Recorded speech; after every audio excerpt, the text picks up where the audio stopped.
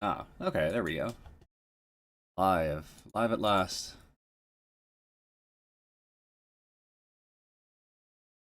Ah, okay, there we go. Audio is good. Announcements.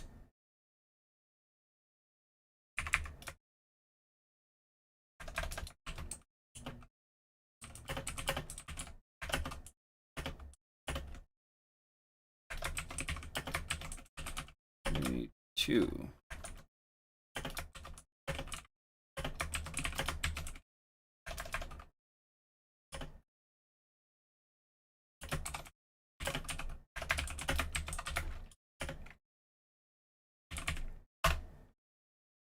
There's that there. Okay.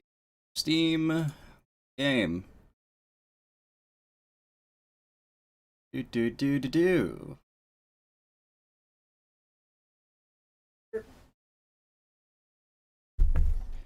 Sure. There we go.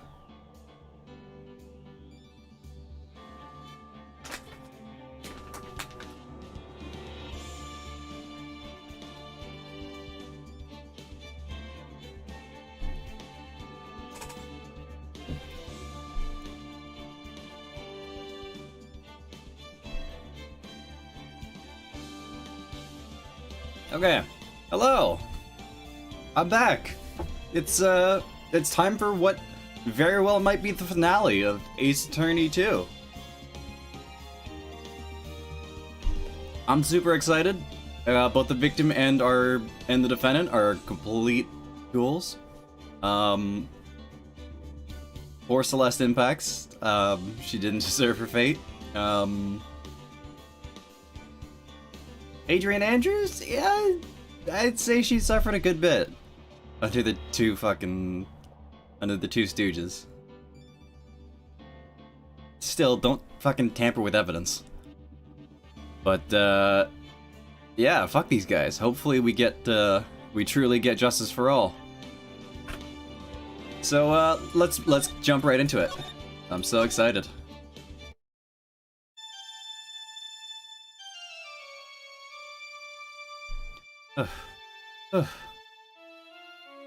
How'd I get into this mess?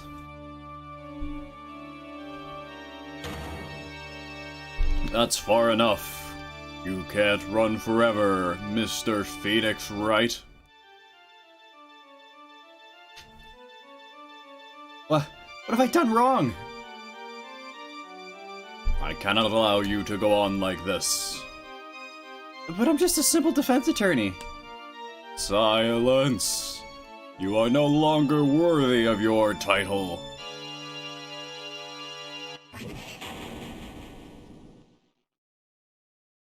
And we're dead. That's it. That's the end of the game. I had this dream before, someplace, some time ago. As if this day was written to my destiny. Today, I'll stand in court as a lawyer. Prove a killer innocent.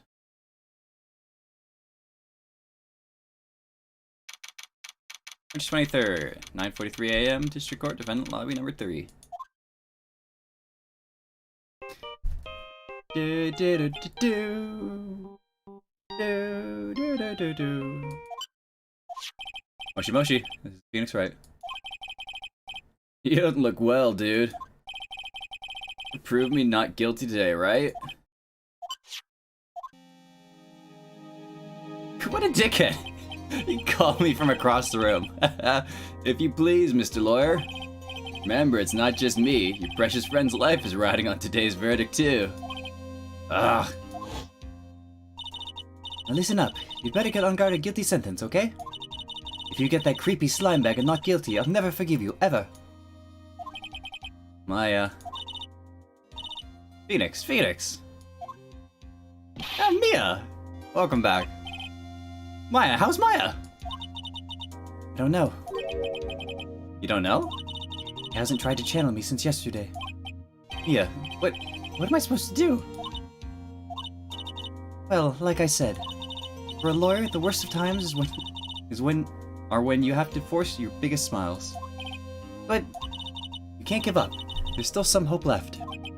Stop it, please. There's nothing left. Not here, not anywhere. Ah! The cursed on guard again. You leave me alone. Look, don't call me anymore. I mean it. Really mean, pal. Ah, Gumshoe! I'm really, really sorry.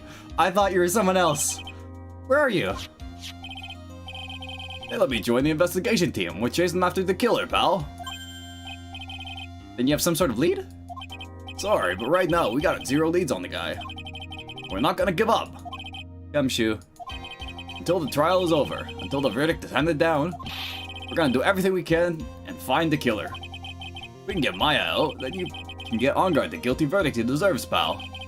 It's true, I could do that if I found Maya first. You got that? Well, you have to do whatever you can to make the trial last longer. To make the trial last longer? You go up, Mr. Edgeworth, with everything you got. You two can draw it out. Oh, now I get it. I believe in you, pal. You and Mr. Edgeworth can do it.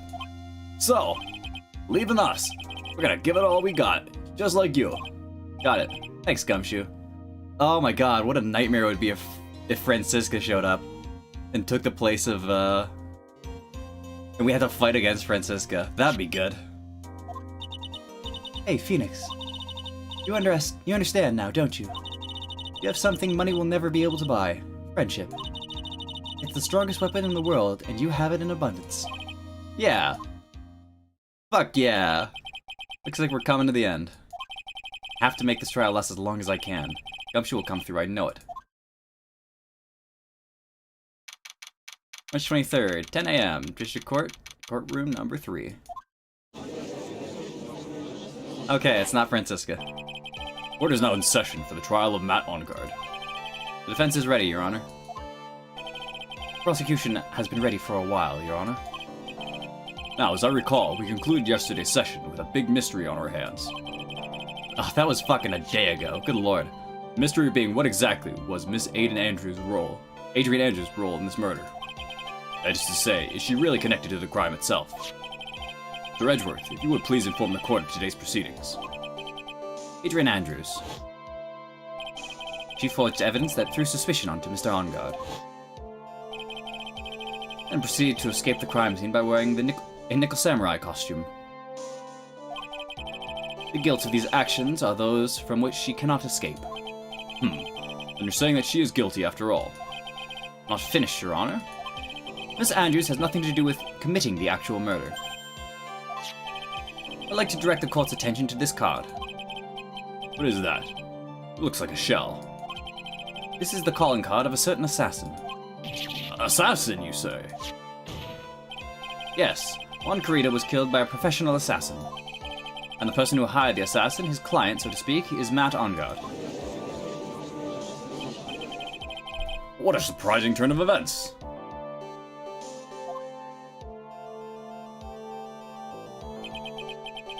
I would like to think it's become commonplace by now, Your Honor. Assassins or a surprising turn of events? What's going on this time? I know that everything Edgeworth has said is true. We still have to hold out as long as we can. At least until Maya's safe and sound. I wonder how the trial will turn out today. Now then, please call your first witness, Mr. Edgeworth. Prosecution calls the defendant's mentor, Mr. Will Powers, to the stand. Now then, witness, your name and occupation, please. Okay. I'm, Will Powers. I'm a poor, underpaid action star. And what is your relation to the defendant? Well, I guess I'm sort of a lousy mentor to him in a way, yeah. Mr. Powers, please. You don't need to put yourself down so much. Oh, sorry. Well, I'm just kind of a nothing sort of guy. On the night of the murder, you visited the defendant's room. Is this correct? Yes. I didn't know that. But you know, I didn't actually get to see Matt when I went. All you need to do is answer what you're asked. Now then, I'd like you to please testify about when you went to Mr. On Guard's room. Okay, sure. When did Will Powers slip out?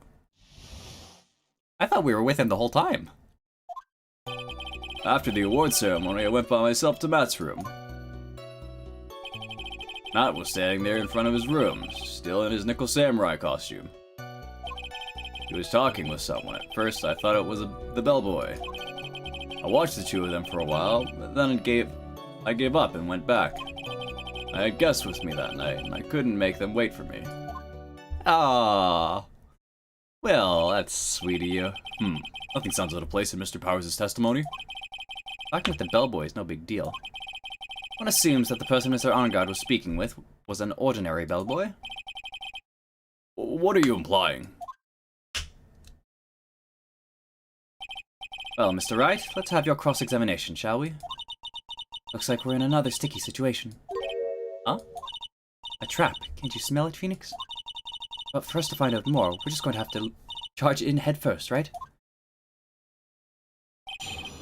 Visit to Matt's room. What's in money? I went by myself to Matt's room. Press on all the statements. Why the defendant's room? Why'd you go there? Well, I'm his mentor, like a big brother sort of, and I wanted to say congrats. What's wrong? Why did you stop? Mr. Wright. What is it? You're gonna try to trick me into a corner, aren't you? Huh? I know I'm just a poor underpaid action star, but I'm not the killer. No one said you were, Mr. Powers. Oh, he's seen all the trials and he knows where this is going. He knows that witnesses usually get accused of murder. That's really cute. No, please, don't trick me. Every time you do your lawyer thing, the witness suddenly turns into the bad guy. Every time? Witness? I will personally talk to the defense at a later time. So for now, please kindly cooperate and continue with your testimony. Sorry. So, you went to the defendant's room, and then? Hey, wait a minute! When and how did I suddenly turn into the bad guy here? Oh, Will, I love you, guy. You're great. Matt was standing there in front of his room, still in his Nickel Samurai costume. You sure it was Matt Arngard? Yeah, I'm sure. He wasn't wearing the Nickel Samurai mask then. If that's the case, then he really can't be mistaken. And? What was the defendant doing, standing in front of his own room? Talking with someone first, thought it was the bellboy. At first? What do you mean by that? Well, he was a bellboyish uniform, and he had a bottle of juice on his tray. He was like an ordinary bellboy to me. I wonder did this get localized, or if it's just actually juice. Like, is it juice in the original Ace Attorney, or is it like actually wine? Yeah, but I didn't think he was a normal bellboy. Might be that huge, hideous scar running down the center of his face. And why was that? Why did I think that, Mr. Wright? How am I supposed to know? Sorry, but I can't remember right now. Sorry. So I'm gonna have to wait patiently on this one.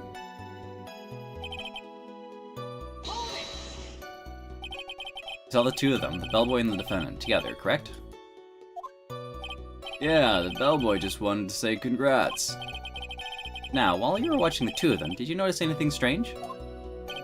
You know, I did feel something weird. I think it was because Matt, well, he gave the bellboy a tip. A tip? Perfectly normal thing to do. So, how long did you watch the two of them? Not more than a minute or two, I think.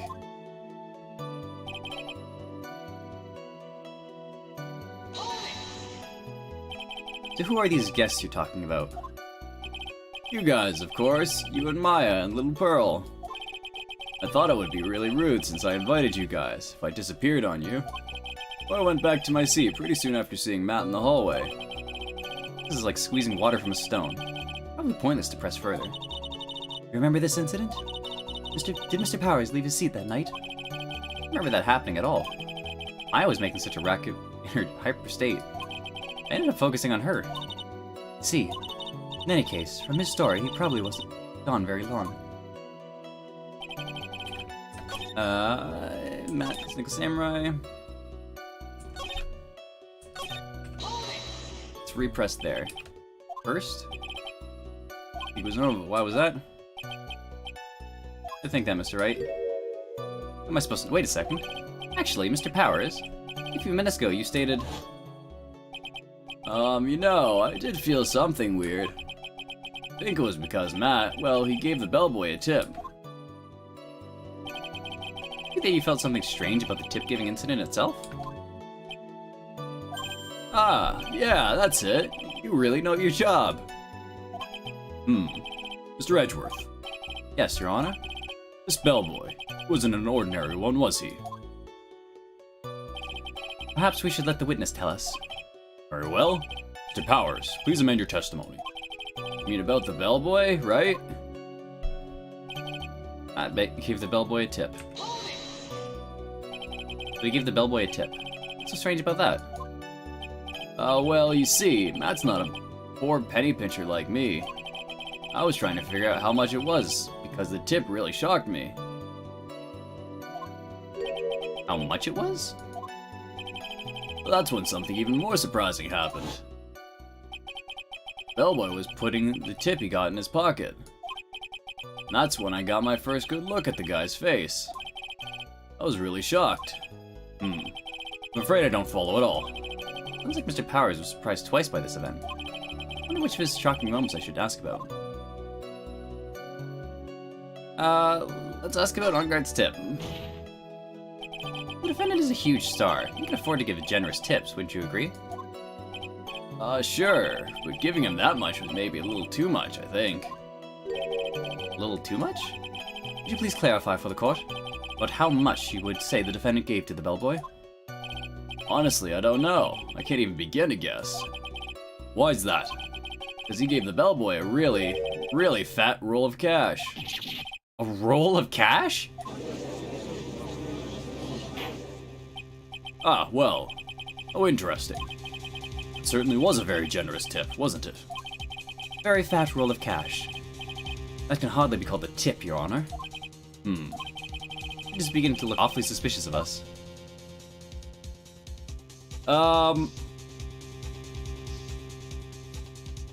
Raise an objection or wait and see?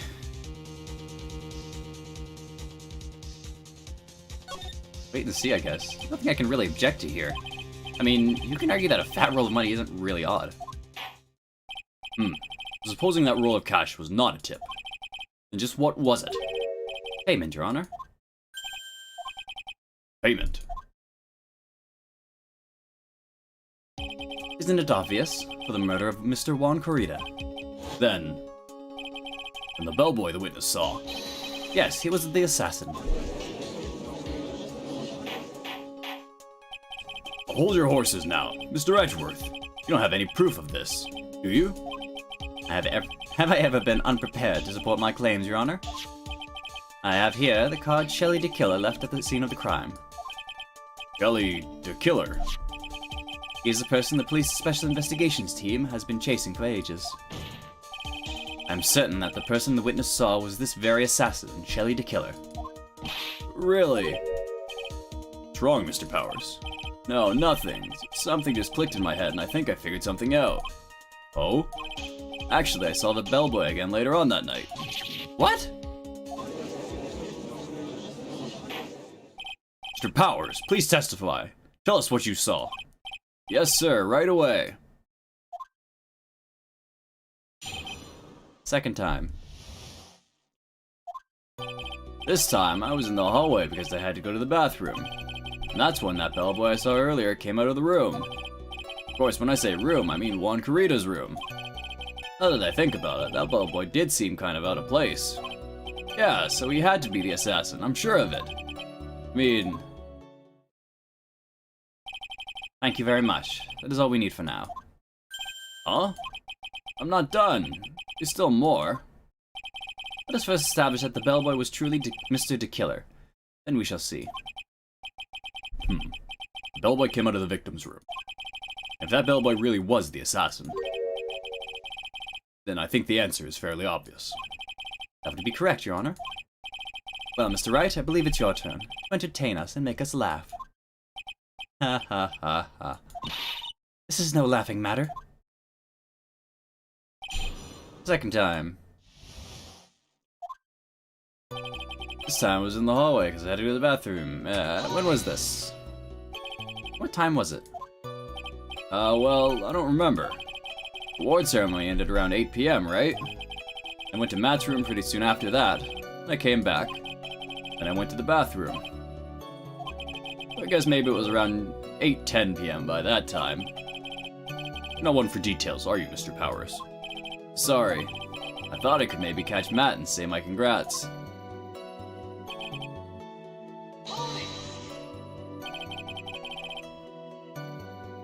Are you sure it was the same bellboy? Yeah. How could you tell? The bellboys wear the same uniform after all. But you see, well, he had those stitches in his face. Ugh. I'm sure it's the same guy that was talking with Matt. Which room did the bellboy come out of? Of course, when I say room, I mean Juan Corrida's room. The victim's room, huh? Yeah, the one with all the really pretty flowers and teddy bears. It was Juan's room, alright. Words cannot describe how screwed I am. Let's continue with the testimony, shall we? Now that I think about it, that bellboy did seem kind of out of place.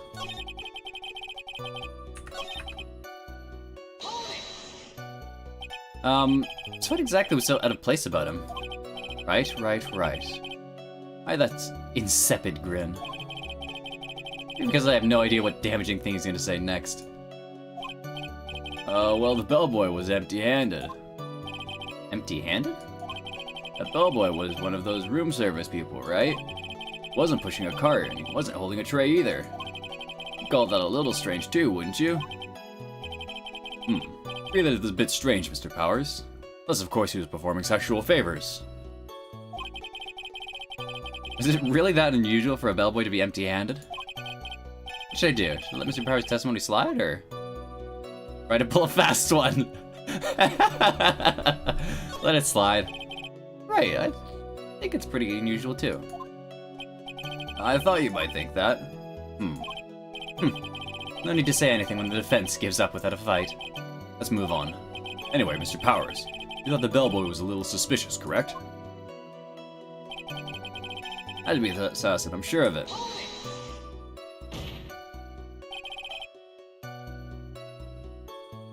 Yeah, we're kind of fucked. Please don't be so quick to judge.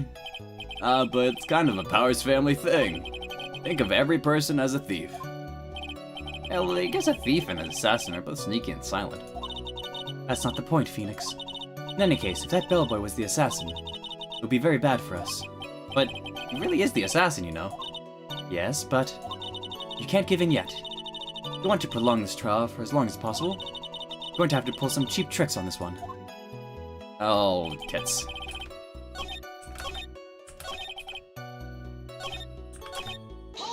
Let's try and pull a fast one. Really unusual for a bellboy to be empty-handed. Try to pull a fast one. There's nothing strange or unusual about an empty-handed bellboy. There really is. It really isn't. If you two are done being school children, bellboys are for room service. There's no reason for them to be empty-handed, ever. Your Honor, I ask that the witness' previous statement be supplanted with this new one. Edgeworth. You just do whatever you can just to make the bellboy look suspicious. I see. Very well. Court recognizes and grants the prosecution's request. Mr. Powers, if you could amend your testimony, please. Yes, sir. That's kind of strange.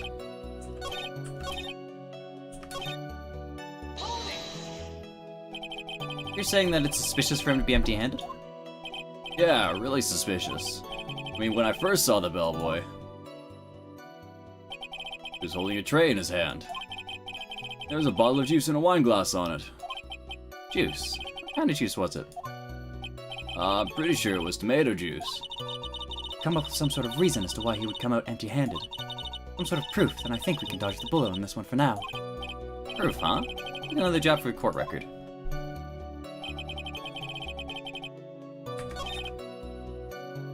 Strange for the bellboy to come out of the guest room empty-handed.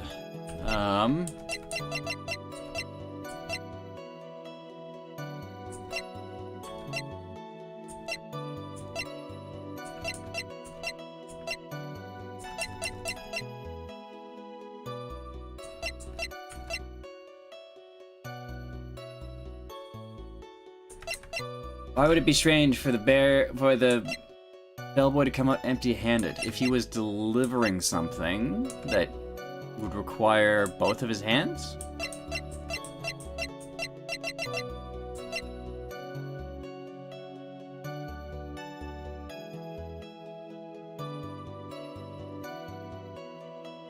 If the bellboy was delivering something that would require both of his hands, like the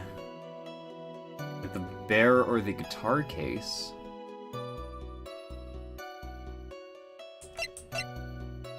I guess it wouldn't be that suspicious, right?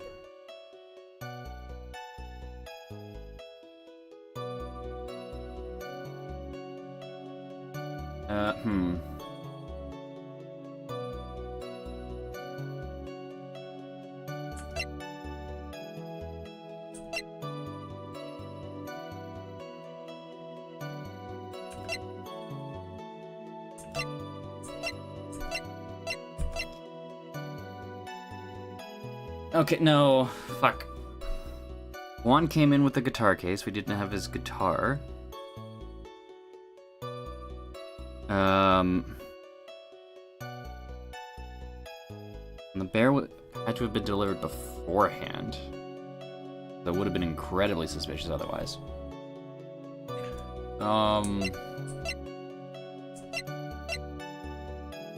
What else could he have gotten delivered?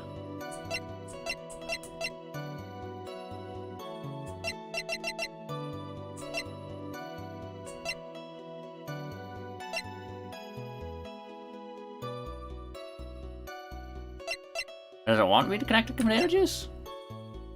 Found next to the victims filled with tomato juice bears Andrew's fingerprints.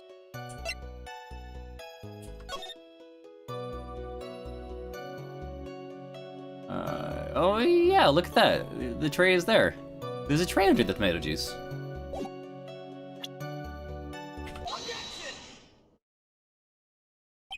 Mr. Powers? Yes? You're easily influenced by other people's words, aren't you? As soon as you heard that the bellboy might have been the killer, you got caught up in believing it. It must be true. But, isn't he really suspicious? Got all those stitches and... So, baseball has stitches. You're saying all baseballs are suspicious because I have stitches? Wow, we are reaching here. Well, there's also, I mean, what about him being empty-handed? Like, that's the court to please take a look here. This is the crime scene. There's a wine glass sitting next to Mr. Kurita's body. Liquid inside this glass is tomato juice. Now, if you would look at what is on top of the table in the lower right corner here, anyone can clearly see that it is a tray with a bottle of tomato juice on it. The bellboy had just brought this to Mr. Kurita's room, and he left the tray in the room, which is why he was empty-handed when he left. Ah, but that would mean that the bellboy had seen and left the dead body in the room. Ah, but can you prove that Mr. Kurita was already dead at the time? Mr. Edgeworth. Yes? I blame you for leading me down this route. I'm terribly sorry. What is with him? Why is he laughing? Witness, isn't there one more thing you would like to share with us? Is there? The bellboy was empty-handed. Should I say, empty-handed? Should you say that? Recall you had said something interesting to say about his hands. Oh yeah, I almost forgot. Huh? What? Bellboy, he was wearing gloves. Gloves. Yeah, pitch black, leather ones. All the other bellboys don't wear gloves like that, right? Black leather gloves. Why didn't you mention them earlier? So sorry, it slipped my mind. Ah, boy, does this make the bellboy look really suspicious. Alright, gotta focus. Can't get lax here. What if he had gloves? A lot of bellboys wear gloves. Come on, Mr. Wright, that bellboy was wearing black leather ones. So, a football is made of leather. Are you saying all footballs are suspicious because they're made of leather? That man, he received a large roll of cash from the defendant. Then he was seen leaving the crime scene wearing black leather gloves. I don't think that even someone like myself can believe he was just another bellboy. Seems that we have finally come to an understanding. Now then, witness, please continue with the rest of your testimony. Rest? Yes, please tell us more. Okay. Your second meaning. After leaving Juan's room, the bellboy went and knocked on Matt's door, just like that. He gave something to the person inside the room. The old guy just left, without even going into the room. After that, I went to the bathroom and then back to my seat. Oh, good lord. What the fuck? The bellboy, after leaving the crime scene, went to the defendant's room. Yeah, I kinda saw all that by accident. Well, what the fuck? Why didn't you mention any of this beforehand? Some accident? I'd say you saw too much. I'm amazed that Shelly didn't notice you and fucking kill you, Will. How are you alive? You saw, like, actual murder. And all of it was suspicious to a high heaven. I think it's safe to say that we can no longer consider this bellboy to be normal. Now then, let's get started, shall we? Mr. Wright, your cross-examination, please. Yes, Your Honor. Oh my god. After leaving Juan's room, the bellboy went and knocked on Matt's door, just like that. Is that what you saw while you were busy spying? Excuse me? Maybe a poor, underpaid action star. Even I wouldn't stoop to spying. Well, I think the point is, where did you watch all this from, Mr. Powers? Oh, from the door of the bathroom with my left eye and a sort of sneaky spy-like. He was spying. Please, does this really matter if he was doing it over or underhandedly? What did the bellboy do next? That's all I care about. Give something to the person inside the room. I said hold it. Okay. That's better. Ahem. What kind of statement is that? Please elaborate and give us a few more details. Oh, okay. I should probably ask him only one question at a time. Let's go with the person inside. So who took this something the bellboy handed off? Actually, I don't know. What do you mean? Sorry, but I only saw the person's arm. Only an arm. And you're saying you didn't see the person's face? Yeah. Well, it was Mr. Enguarde's room, correct? It would have only been Mr. Enguarde himself, I'd say. And then, what did the bellboy do after that? Oh, so after he gave the person inside the room the thing.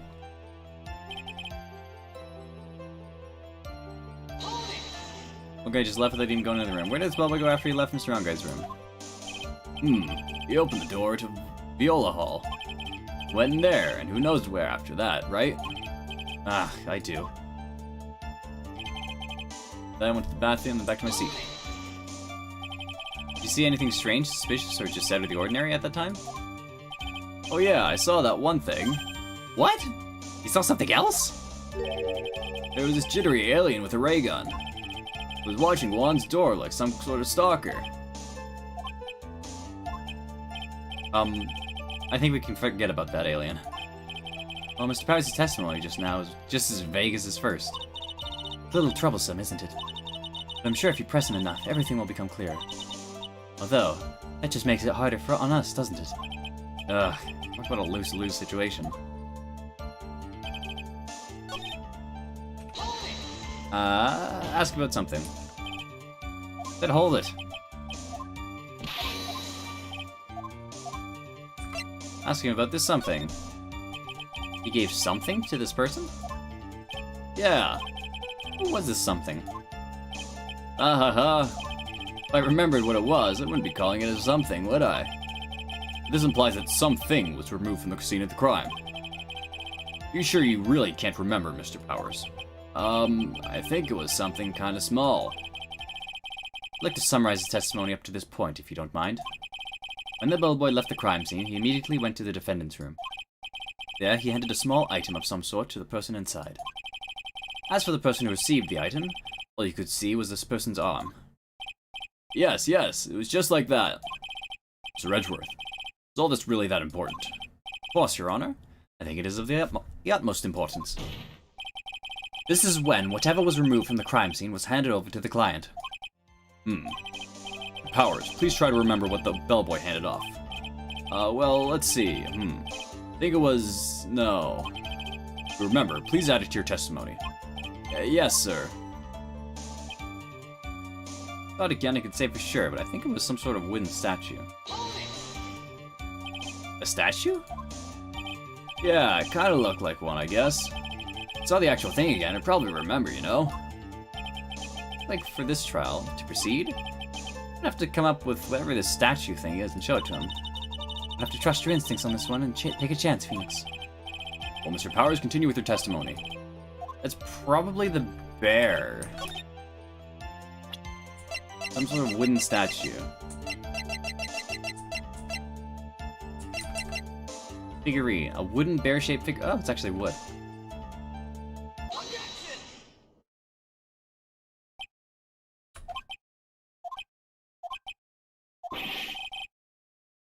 What was the point of that pregnant pause?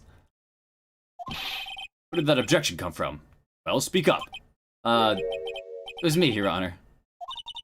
What is it, Phoenix? I'm feeling that something bad is going to happen once I show this. Mr. Wright, you have something to say. Please spit it out. Yes, Your Honor. Phoenix, deep breath. Mr. Powers? Something you saw. Was it this item? Oh, hey, that's it. That's a something. Wow, Mr. Wright, you really figured it out. Recall we found this at Matt Engarde's mansion. At the defendant's house. What does this mean? Simply, Your Honor. Ellie the Killer assassinated Juan Corrida in his room. Then he stole this wooden bear from the scene of the crime. Then, the bear being found at Mr. Engarde's mansion would mean... Goes without saying, Your Honor. Mr. Matt Engarde is the killer's client. Order, order, order! I said order! Mr. Wright, this is a most unfortunate turn of events for you. Yeah. Sorry, Mia. No, it's alright. Judgment was sound. Actually, I figured the bear would come up. Not now, then it would have later on. Even if you hadn't shown it to the court, I'm sure your friend Edgeworth would have. I almost forgot that he knew about it too. I think it is clear that there is no need for us to continue this trial. I can't let this happen. I have to do something. It has to be something we've overlooked. Your Honor, a minute, please. Yes, Mr. Wright. There's still a few points left that we have not fully explored. What are you trying to pull? Oh, well, we can't have that. Alright, Mr. Wright, what questionable point would you like to explore further? Person who received the bear? There's one thing in Mr. Powers' testimony that was very unclear. That is the identity of the person who received the bear. Something to the person inside the room.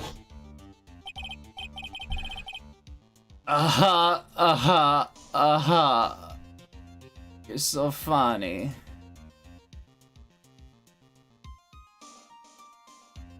Only saw the person's arm. As long as we don't know who it was that took the bear. Can't be sure of... Ah!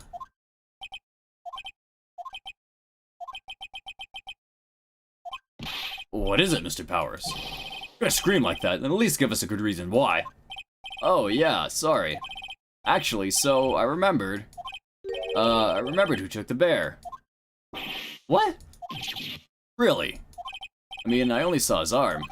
But, the arm was the Nickel Samurai's arm, I swear it. You gotta be kidding. Are you sure of that, Mr. Powers? Yeah, I'm sure it was the Nickel Samurai. Order! Order! Looks like you've dug your own grave. Yet again. How many times is that today? Lost count. The person who took this little bear was the Nickel Samurai. And as we all know, Matt on Guard is the Nickel Samurai. Thanks to the defense, we've made all of this clearer. What am I supposed to do now? Mia, help! You don't have time to act lost. You gotta find another angle to attack from. Hurry. Now, I will bring... Your Honor. Again, Mr. Wright. I've already removed any and all questionable areas from this testimony. About time you were removed from this court, right? Find something. Even one more little point will do. There's still questions left unanswered. What are you trying to pull? Oh, well, can't have that. Alright, Mr. Wright, what questionable point would you like to explore further? The bear itself? Powers' testimony. I don't think we can explore Powers' testimony anymore. Unless we fucking incriminate Powers, and I really don't want to do that. The bear itself. I don't want to fucking pin the blame on Powers. He called it. Thanks for the obvious that this bear itself is very questionable. Bear, Mr. Wright. Saw it at Mr. Onguard's mansion. However, Mr. Onguard was arrested at the hotel that night. Which means that since the murder occurred, he has not had a chance to go home. Oh. I think Your Honor has already figured out what I'm trying to say. It's not possible that it was Mr. Onguard who took this bear to his mansion. Why, that's very true. We didn't even consider that point, Mr. Wright. There was no way, time-wise, for the defendant to have taken this bear home. Oof. Disaster averted, it looks... Haven't gotten the best of me yet, Mr. Wright. Huh? Remember it clear as day. Remember what you muttered to yourself at Onguard's mansion. You have this area completely surrounded. There's no way for him to escape. Can't believe it. That butler, all this time he was the killer. The killer and Onguard were working together, so to speak. And the killer was hiding at Onguard mansion. Acid's butler. What a bold move. The bear figurine was brought back to Onguard mansion by the killer himself. When it looked like he was about to be arrested, Onguard had him do so. Assumed because it would have been bad had the police found it during their investigation.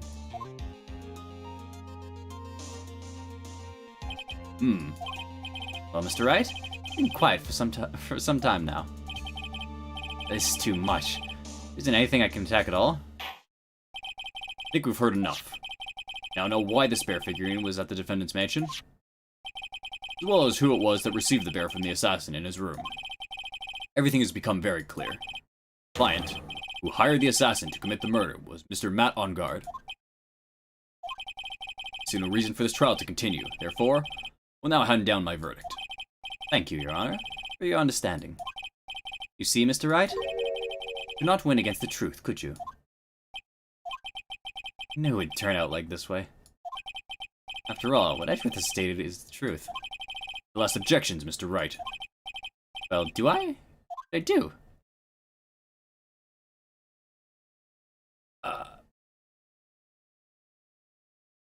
Is it an oversight that the killer had no stitches hanging off the bear? I didn't even notice.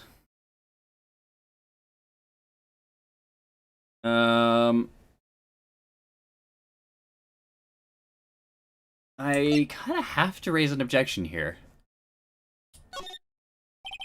I will now announce my There's only one way for me to drag this trial out. The only thing I've left is one dirty trick. Your Honor, right now we have these two reasons to believe my client is the assassin's client. Reason number one, he accepted the bear figurine from the assassin. Reason number two, that very same figurine was found at Onguard Mansion.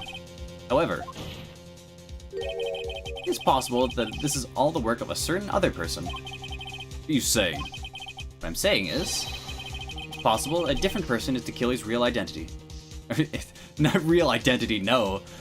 Possible that a different person is the killer's real client. real client. Yes. Tisk tisk. Is that all you have? Now then, Mr. Wright, let's hear your theory. What do you say is to kill his real client, therefore the real murderer? We can only pin this on Adrian Andrews, and I really don't want to do that. I have to. Adrian Andrews. Yes, I already know that she tried to frame Matt Engarde for the crime by wearing a spare Nickel Samurai costume.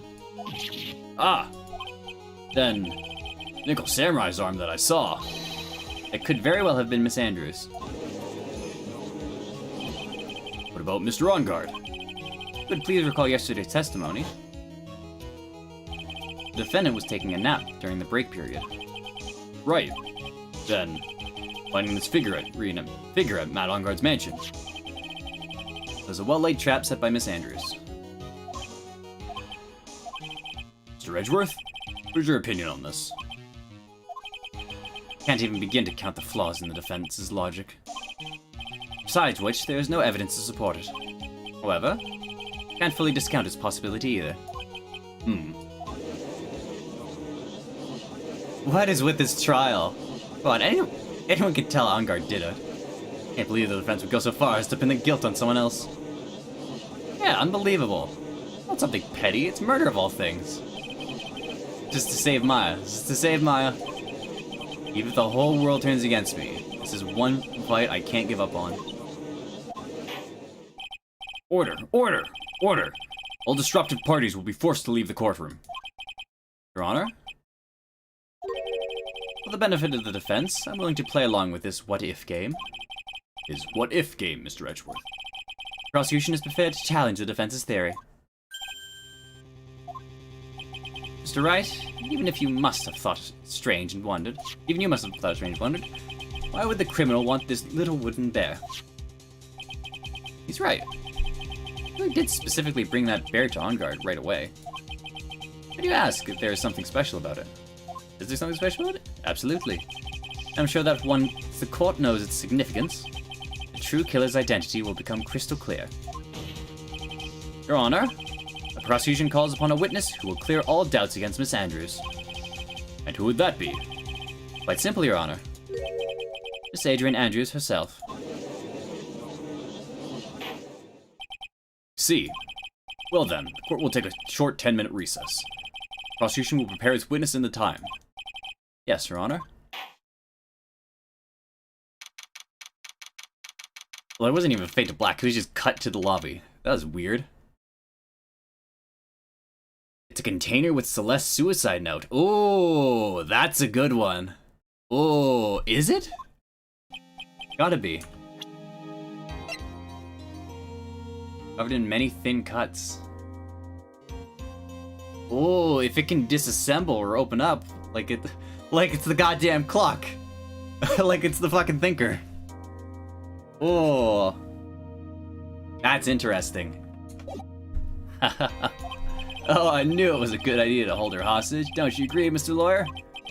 I never thought in your desperation you'd try to pin the guilt on Adrian. Ah, or this demon will pay. Mr. Nick? Pearls? Where's Mia? I don't know.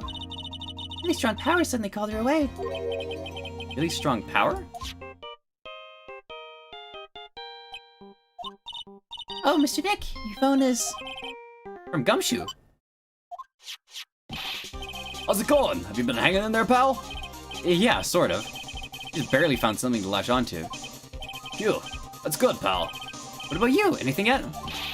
You figured out where the killer and Maya are? We still don't have any leads, but... What? We don't have any more time! We just had one, even a single clue would be really helpful. I was only able to come this far because I kept thinking to myself, gotta keep the trial going until Maya's been rescued. But have I just run out of luck this time? Is all our hope for naught? A tent.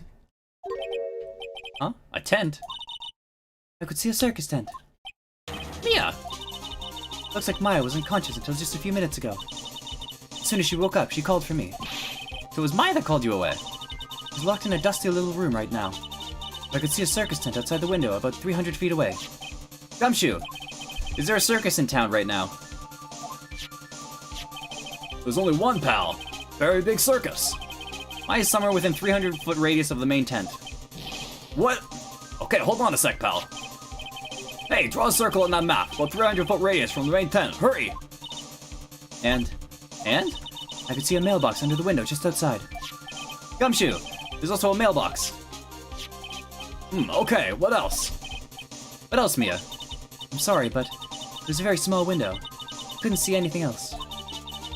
I felt like there was an old office building, maybe the 3rd floor or so. I heard there, an old office building. Good stuff, pal. Okay, just hang in there. Just a little longer, pal. Wish us luck. Good luck. I'll call you later, so don't let your battery die, okay, pal? Mia, mine's not hurt, right? God, Gumshoe voice for prolonged periods of time really does a number on your voice. She's in pretty bad state, Phoenix. She's being starved. Gumshoe, please hurry. Looks like we're out of time. Are you alright, Phoenix? Only a matter of time before Maya's rescued. I can do this. I have to make this trial last a little longer. March 23rd, 5 p.m. Court will now reconvene. The killer, the man who murdered the victim, handed this to his client. From this, one obvious question arises.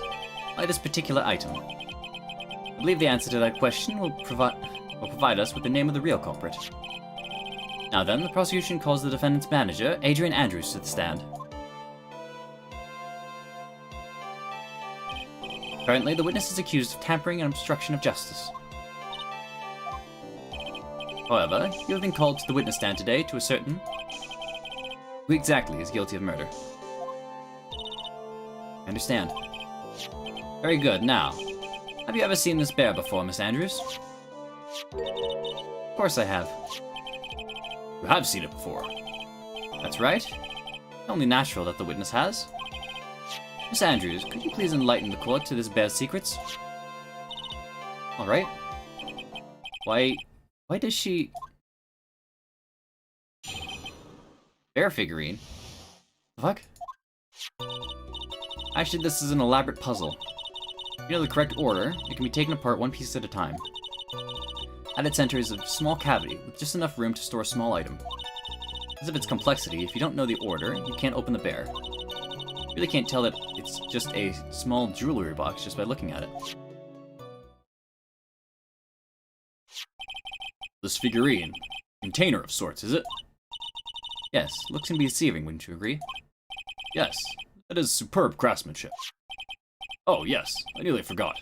May begin your cross-examination, Mr. Wright. Looks like there really was something to that bear after all. Bear figurine.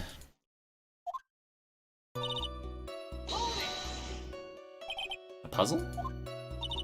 That's right. Looks like an ordinary figure. True enough. People who don't know, I'm sure they would never guess that this was a puzzle. What kind of puzzle is it exactly?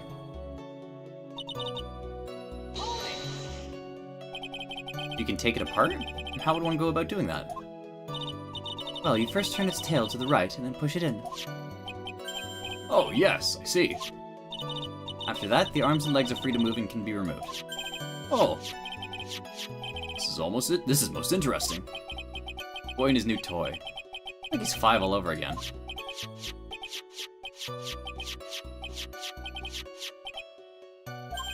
Oh, don't mind me. Go ahead and carry on. I think he's lost it. The judge is just playing with the figure now. What do you find after you take the puzzle apart?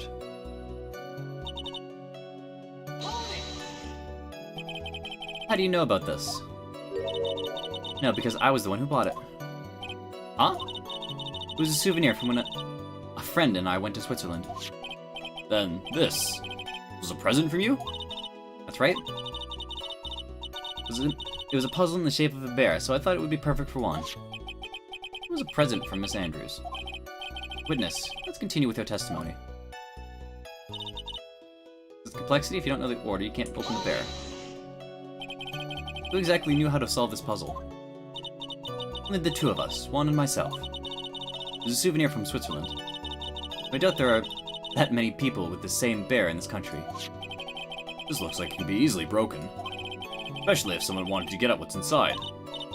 Well, it's a toy. It can never be the same again once it's been broken. Can't tell it's a small jewelry box just by looking at it. Who else knows that this bear is actually a small container, or jewelry box? Never told anyone.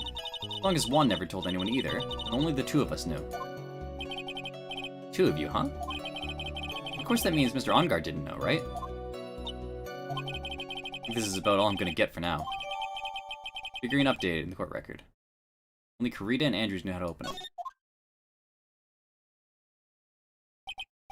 Well, Mr. Wright, I think even you have come to realize that there is one very important fact that we have uncovered, and that is this. There is actually a jewelry box.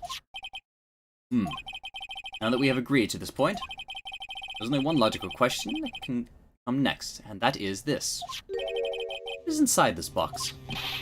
It's inside. That's right. What are we going to find out next? That's what we're going to find out next. Witness? Yes? You're the only one who can open this. Please.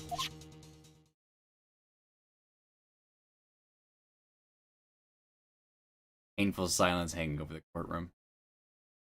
All eyes on Miss Andrews now as she solves the puzzle. Takes the bear apart.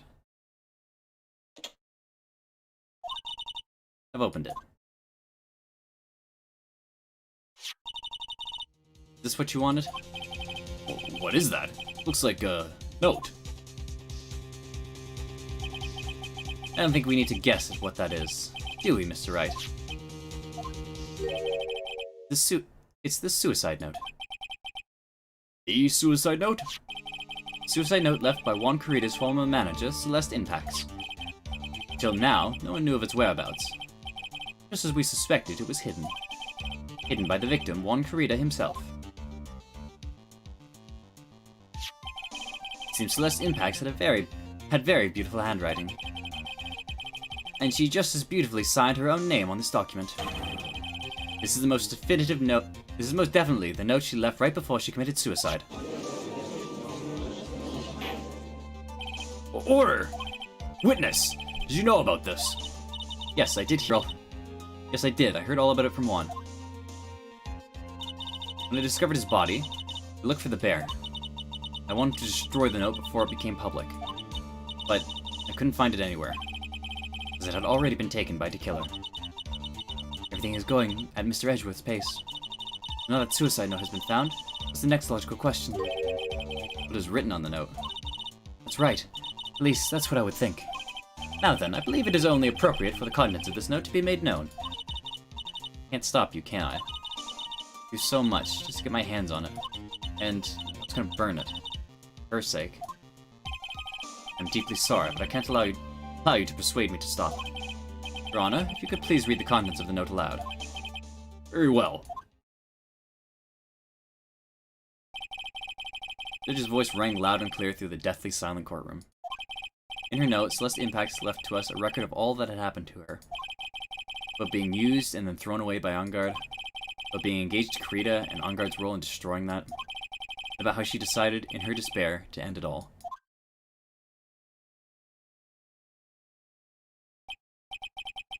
That's all Miss Impax had to say. There's one thing I would like to say here. The prosecution has no interest in slandering Mr. Enguarde. Then what? Our intention, Your Honor, is to establish a motive for murder. Isn't that correct, witness? Yes. On the night of the murder, Juan was going to make the contents of the note public. After the post-ceremony show, he was going to hold a press conference. My word! And Enguarde values, above all else, his refreshing like a spring breeze image. Which is why he had to stop this note from being made public. At any cost. A suicide note added to the court record. Because of Enguarde's horrible misdeeds. Oh, good lord. Enguarde's fault that woman killed herself. And this time, he even went so far as to kill someone to stop him from revealing that. How terrible. What a selfish person. Guess there are slimeball lawyers out there who will defend these creeps too. Yeesh. There's no room for doubt here.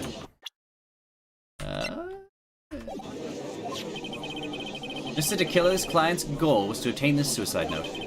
The only person who needed this note that badly was the defendant. Let's not forget the bear with the note inside was found at the defendant's house. Seems we have come to the truth at last.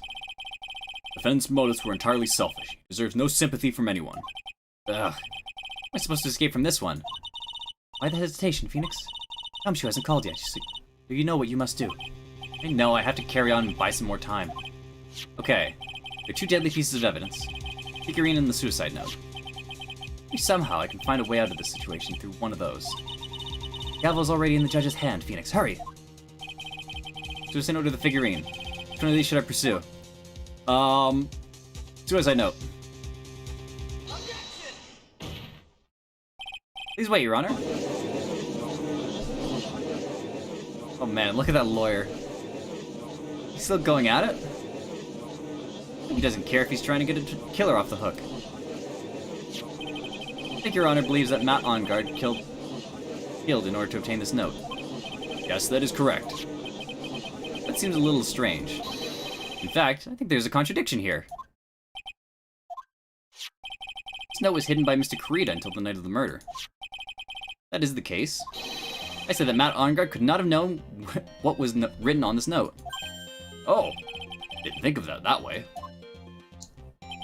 Exactly. I did think of it that way, and I thought it was rather strange. No one in their right mind would kill for a note without first knowing what it said. Order! Order! Order! You make a valid point, Mr. Wright. Mr. Edgeworth, what's your opinion?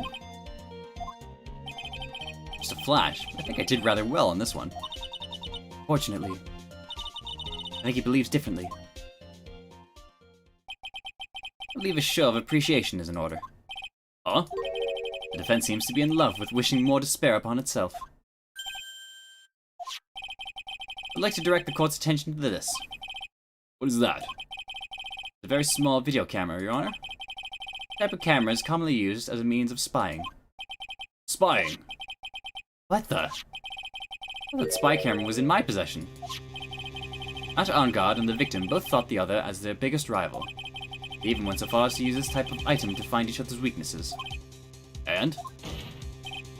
The victim, Juan Kurita, was being spied on. His personal life was being watched by none other than Matt Engarde. Order! Order! Ahem. Right. Yes, Your Honor. You. Don't tell me you knew about your client's spying activities. Well, sort of.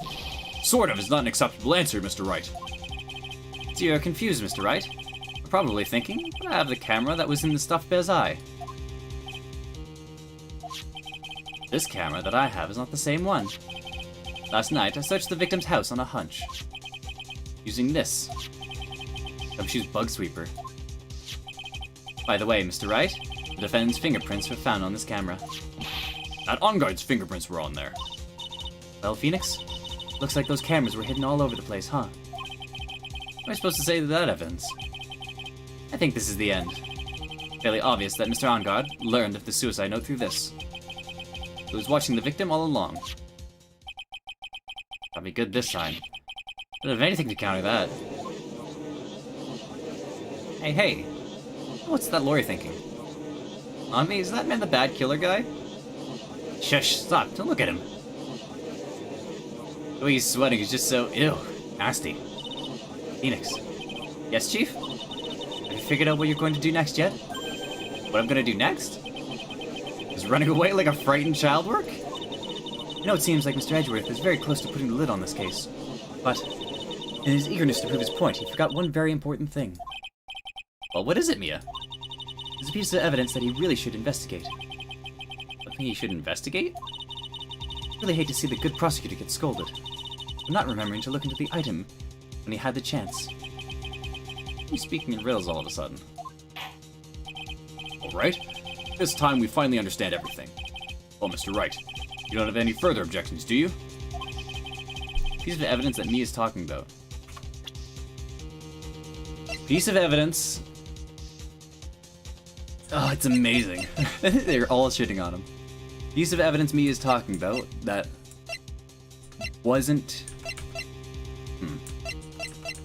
looked into.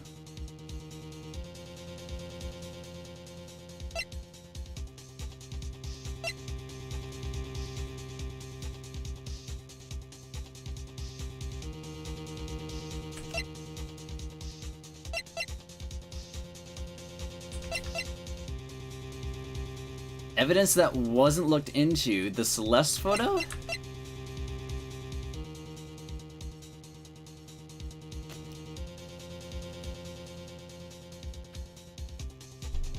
Or the transmitter. Changes the footage taken by the spy camera to radio waves with the data.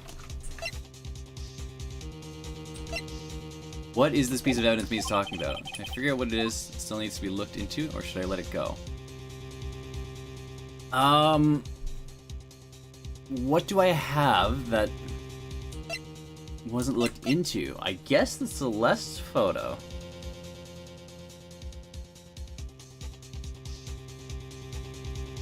Right?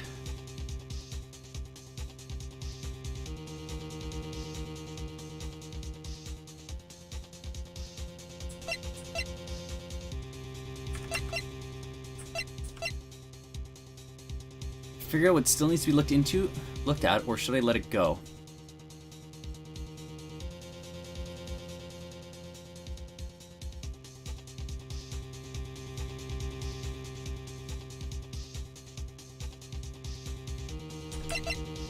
I guess the suicide note wasn't looked at. Celeste's photo, I don't think has any meaning to it. The bear, the transmitter, none of that matters.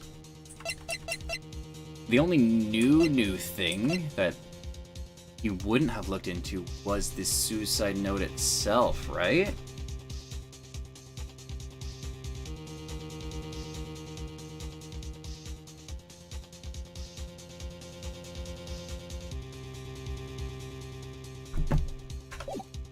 Present evidence. I have an objection, Your Honor. That was about the weakest objection I've ever heard, Mr. Wright. Your Honor, the defense has no intention of letting this go so easily. We're beginning to sound desperate. That's just your imagination, Your Honor. Mr. Edgeworth, this is not like you at all. In your eagerness to prove your point, you've forgotten one very important thing. Hey, isn't that what I just said? So you're telling me that I forgot something? So close, Mr. Edgeworth. There's something you really should examine about this piece of evidence. That is, Miss Impax's suicide note, right? Who knows? I mean, sure, this suicide note was found inside this bear, but that bear was in my possession until only a few moments ago. Which means... the handwriting on the suicide note has yet to be analyzed. Oh, so? As to whether this pivotal piece of evidence was really written by Miss Impax or not, that is yet to even remotely... it is yet to be even remotely confirmed. Mr. Wright, you can't seriously be suggesting... Mr. Wright, are you saying the suicide note is a fake? Miss Andrews, you're the one who tried to pin the murder on Mr. Enguarde. Who's to say you didn't create a fake suicide note and put it into this bear? How dare you? Your Honor, the defense is indiscriminately accusing the witness again. There's no evidence linking the witness to the suicide note whatsoever. But if this is a fake, then the witness is the only person who could have made it. What? Recall the witness's testimony concerning this figurine. The only person other than the victim who could solve the puzzle is the witness herself. Ah. Miss Andrews, you wrote this note, didn't you? You wrote it so you could use it to frame Mount Enguarde. I did no such thing. Right. You're going to pronounce this suicide note a fake. And show the court some evidence to support your theory. Mr. Edgeworth, you're the one who presented this scrap of paper as evidence. That means the burden of proof lies with you, the prosecution. Ah! That's enough. Mr. Edgeworth, can you confirm the handwriting on the suicide note? As the defense has stated, the handwriting has yet to be analyzed. That is the case? Seems that yet again we have reached a point where the verdict is impossible. That's impossible! This isn't good, Phoenix. You're just gonna carry this trial over one more day. I don't think Maya will physically be able to make it another day. Didn't want to have to do this, but I don't have a choice. I request that both the prosecution and the defense further investigate. Handwriting analysis is my butt. That's just a lawyer trying to buy more time. McGarty's guilty. Look, any idiot can tell you that. I think we've reached the end of the line. Guilty! Guilty! Guilty!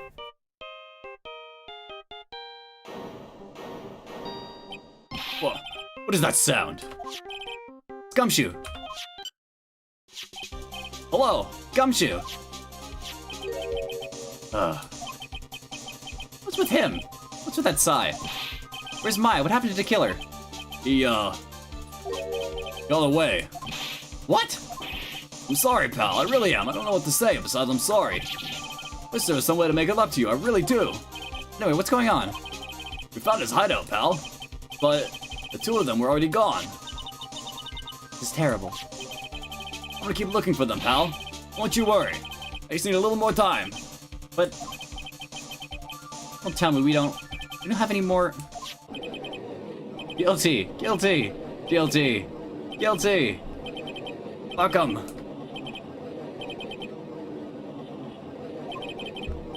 Hear that? They're calling for his head. Mr. Wright, I can't. For us to come this far and. Oh, What is it? let me talk to Mr. Edgeworth. I can't do that.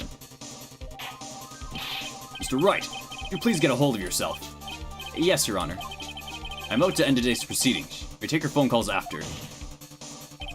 Hold on, Your Honor. Edgeworth, catch.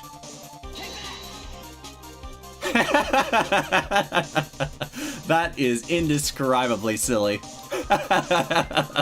Mr. Edgeworth! Please, you gotta buy some more time. What is in session?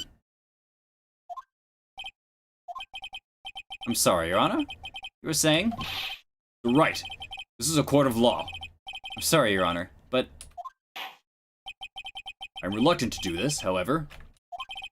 Here's that I have no choice but to suspend proceedings until tomorrow. this time I really can't do anything. Court is now adjourned for the day. Oh, fuck. There we go. Miles. Please wait, Your Honor. Edgeworth? What is it, Mr. Edgeworth? I humbly request another 30 minutes of your honest time. For what purpose? We can perform the necessary tests on this piece of evidence in that time.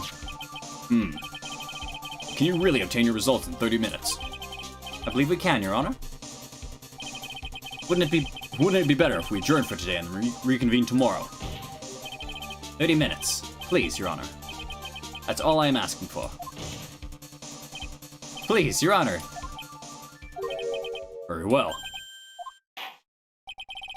At the prosecution's request, this court will now take a 30-minute recess. Oh no, stream.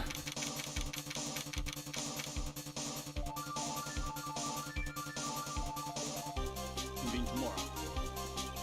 30 minutes. Please, Your Honor.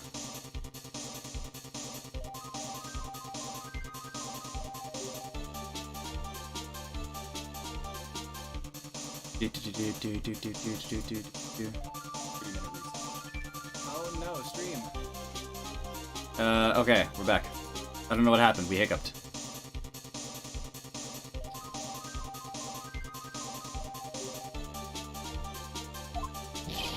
Right, well, what's going on with Maya's situation?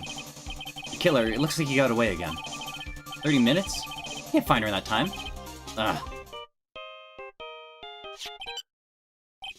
Report.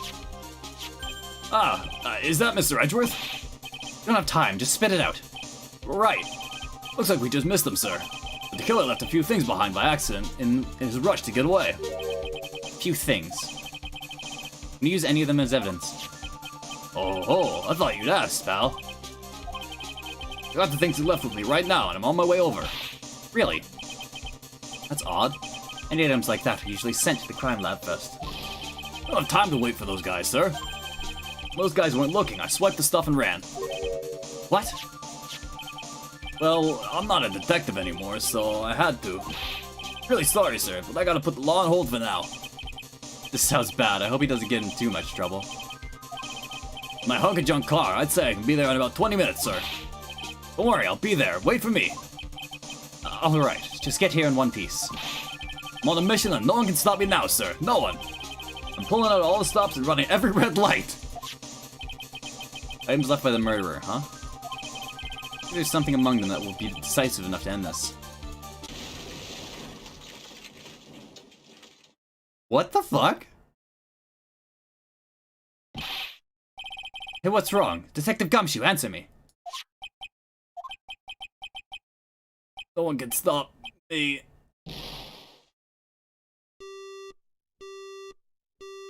Did Gumshoe just get in a crash? What happened? Sounds like he had an accident. Guessing his cell phone broke as well. What was he thinking? Gotta hurry and call for help. We have no idea where he is. His cell phone is broken and he wasn't driving a patrol car, so no radio either.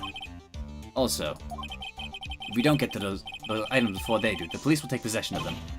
No, we can't let that happen. Well, here's a way we can find out where he is. We stand a chance.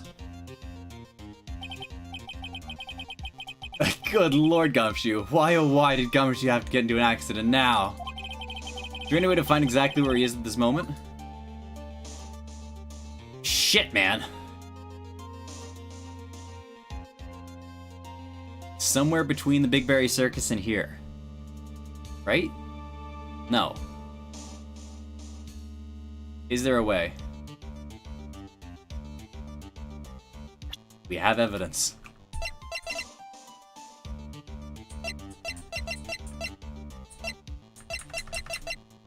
Radio transceiver?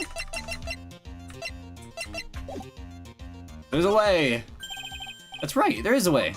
What? How? We can find out where Detective Gumshoe is through this. Right, we're not in the middle of a mock trial here. This won't work. Don't get your hopes up too high, but I'll try my best. Did I say something wrong? Edgeworth. What is it? I don't have any right to judge anyone ever again. My client is guilty. What I'm doing now, I'm pinning the guilt onto someone totally innocent, using evidence to do so.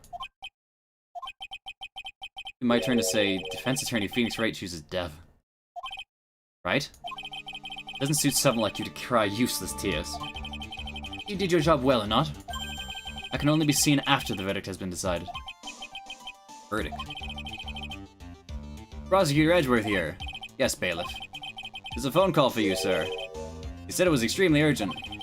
Probably finished with the handwriting analysis. I have to go take this call.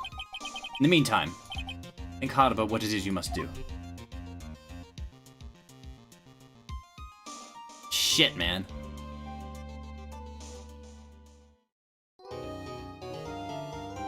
Oh, fuck. What do we do?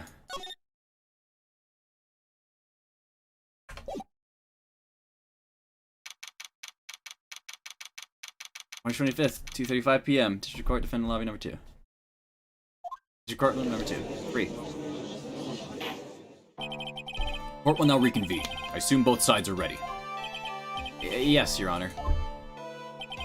Yes, Your Honor. I can understand the defense is acting like this. However, why do you also seem distraught, Mr. Edgeworth? That is... It's nothing, Your Honor. What's wrong with Edgeworth? Looks like something unexpected happened to him. Now then, Mr. Edgeworth, could you please tell us the court results of the handwriting analysis on Miss Impact's suicide note? Yes, Your Honor. Unfortunately, we've discovered that this suicide note is a forgery. What? It's a forgery? It's actually a forgery? Hold on, what the fuck? What do you mean, Mr. Edgeworth? This note was not written by Miss Impacts herself. It is a fake. What the hell? That's a fucking turn! Order!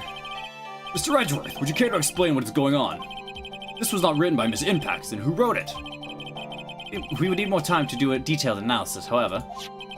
It appears that the handwriting matches that of the victim, Mr. Juan Corrida. Mr. Corrida? Oh well. Looks like Miss Impax never left a suicide note after all. Never wrote anything about On Guard. However, Your Honor, even though the suicide note is indeed a fake, Mr. On Guard could not have known that, and so the fact remains unchanged. Acting under the assumption that it was real, he had plotted to possess it. Does sound very plausible. The theory that On Guard had no idea the suicide note was fake. Something seems a little wrong with it.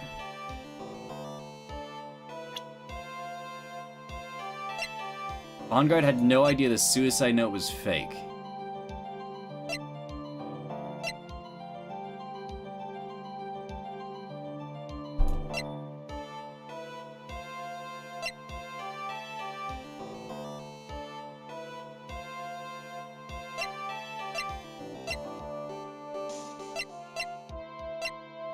Do I have evidence?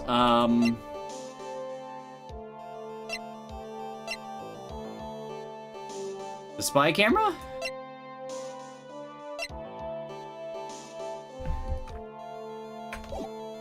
Send evidence. Defense believes that the theory of the prosecution has stated contradicts testimony. Everything the prosecution has proven up to this point is true. It's impossible for Mr. On Guard to not have known it was a fake.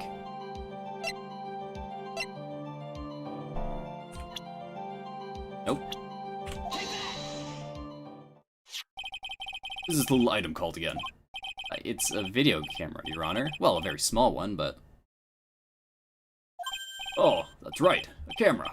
Ah, you kids and your fancy toys nowadays. Mr. Edgeworth, earlier you claimed that Mr. On Guard knew of the existence of this note. Because he was spying on the victim, isn't that right? If that were true, this means Mr. On Guard would have known that the victim had forged the note. Ah! So then, the defendant knew the suicide note was a fake. And if that's true, then the situation suddenly changed in a very dramatic way. Exactly, Your Honor. Prosecution's theory as to what Mr. On Guard's motive for murder was. It suddenly disappeared into thin air. But, Your Honor, it's not as if Mr. On Guard monitored Mr. Corrida 24 hours a day. Perhaps the victim wrote the note in a place Mr. On Guard didn't know of. I'll right back at you, Mr. Edgeworth. Why don't you show us some proof that the victim made the forgery at an unknown place? Ah!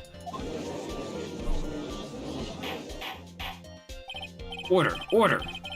Mr. Edgeworth. Looks like this time it is you who has dug your own grave. As I figured. Huh?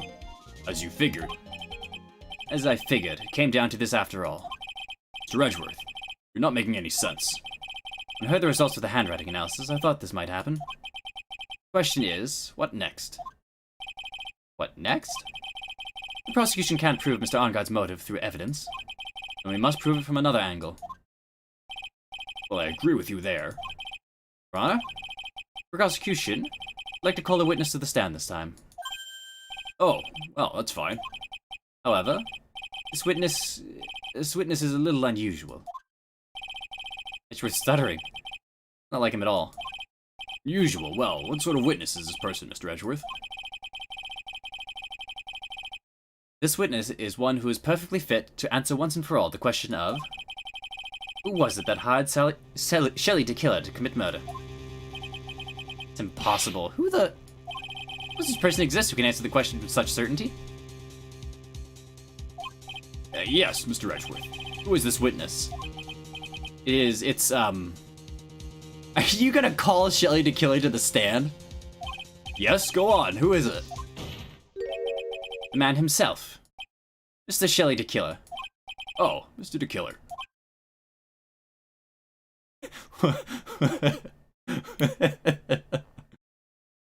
Francisca! Right, she has a tracker on Gumshoe! Wait! Shelley the Killer! Oh my god, I completely forgot about her in all this excitement. She can track Gumshoe! You mean the killer? I mean the assassin. Yes, Your Honor. He's coming here to the witness stand. Well, yes, in a manner of speaking. I recognize this as a very unusual circumstance, so I ask for your permission. Well, Mr. Wright, Yes? is this alright with you? We have a choice here. I can't really do much else to drag this trial out. Defense has no objections, Your Honor. I mean, I kind of object that, you know, bringing an assassin into a court of law, but, not much we can do about it. Wonder if it really is alright to do this. Very well then, the prosecution calls its witness to the stand. Edgeworth. No other way left for us. Is there no other way left to do this? No other way left to us. Now then, witness. Name and your, occupation, please.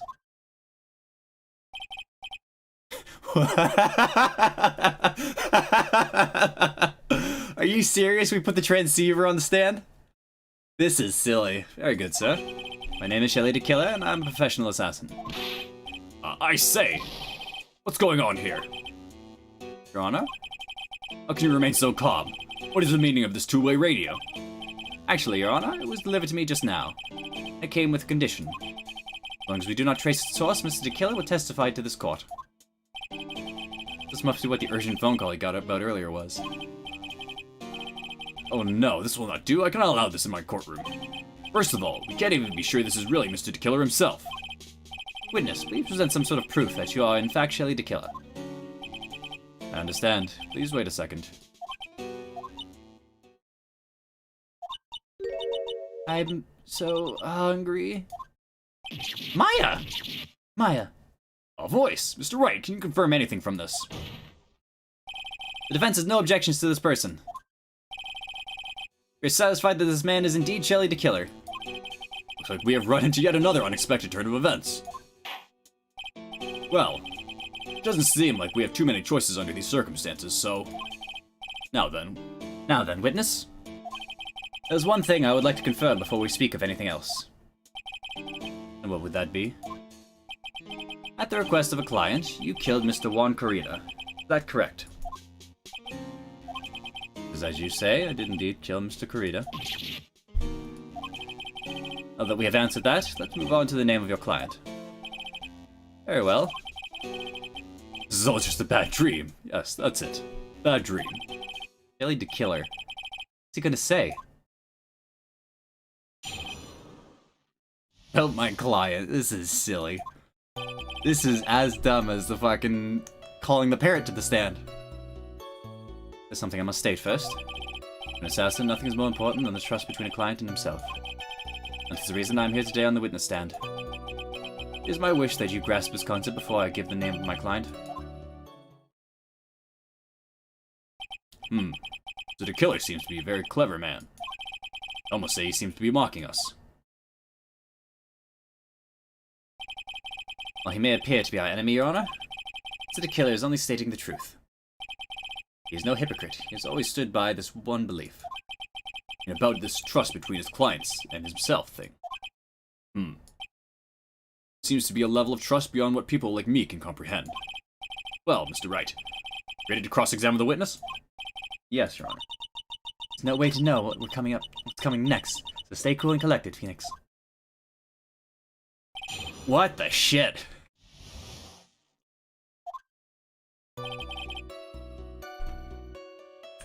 Wait, first, you're an assassin, nothing important between... Just between you and your client? Provide my services in a fast and efficient manner. In exchange, I trust that my clients are discreet about me and my identity. If many people knew my face, it would be quite troublesome. That is why you're testifying in this manner. First time one of my clients has ever been accused of murder. I must preserve the killer's name so my clients can trust me.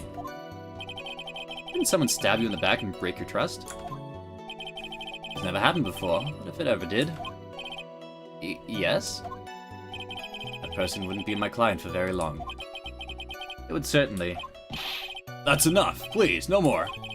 Very well. It's only a hypothetical anyway. There's a reason I'm here today on the witness stand. It seems a little strange to me. I mean, you have to tell us the name of your client. I don't think that this would be very bad for them. Doesn't matter to me. This client has already broken the rules and acted outside of their prescribed role. Their role? The person tried to implicate another of the crime in order to save themselves. This is a trespass that cannot be forgiven. You. Who gave you the right to be so high and mighty? The gentleman who spoke just now, excuse me, but would you care to die? No, I didn't say anything. The judge had better watch himself. Good lord. I understand, so please tell us the name of your client. I'm afraid I cannot do that. I still have a few things to say before I do. Ah, that's egomaniacal. Not good for your health to be so aggravated. Well, you won't live very long if you let everything bother you. Somehow, that coming from an assassin makes it less than comforting. I don't really care about all this extra fluff. Just tell us the name already. Patience. Try to calm down a little. Important to try and understand his mindset. Very steadfast. Close. So you're gonna have to work to get him to talk. A therapist, you know? We can hear anything you have to say later. Can you please just tell us your clients? I don't think you understand your place, Mr. Attorney. As I said, I must first state. Do you know what the word first means? Sorry, go on. Well, it appears this is one witness you can't badger, Mr. Wright. Only because you don't know about my situation.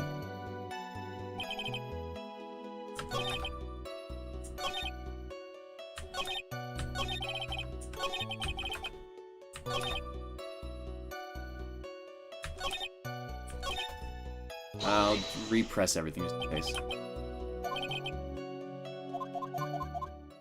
Oh, fuck. Friends another the worst kind of human. But you feel you can portray this person? No trust relationship with a client who can't understand their assigned role. Now then, everyone. You think you can understand my logic? These just keep getting better and better. If you can't, then I'm afraid we can't proceed. Everyone understands your point, I think. Really. In that case, I believe I'm prepared to disclose the information you seek. You've made it crystal clear that you value trust over all else. I believe we are ready. Excellent. That is the reason I'm here today on this witness stand. I do believe it's about time I reveal the name of my client, don't you agree? What is it? No, I can't bring myself to ask the client's name. If you can't ask it, Mr. Wright, then I will. Witness. What is the name of your client who requested the murder of Mr. Juan Corrida? That person's name is...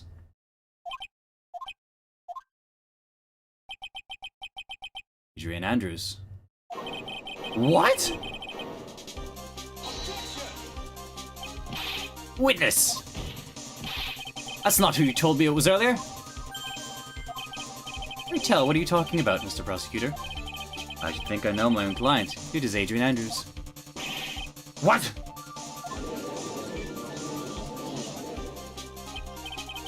This can't be. On the phone earlier. What's going on here? My guess is that Mr. the Killer just stabbed Mr. Edgeworth in the back.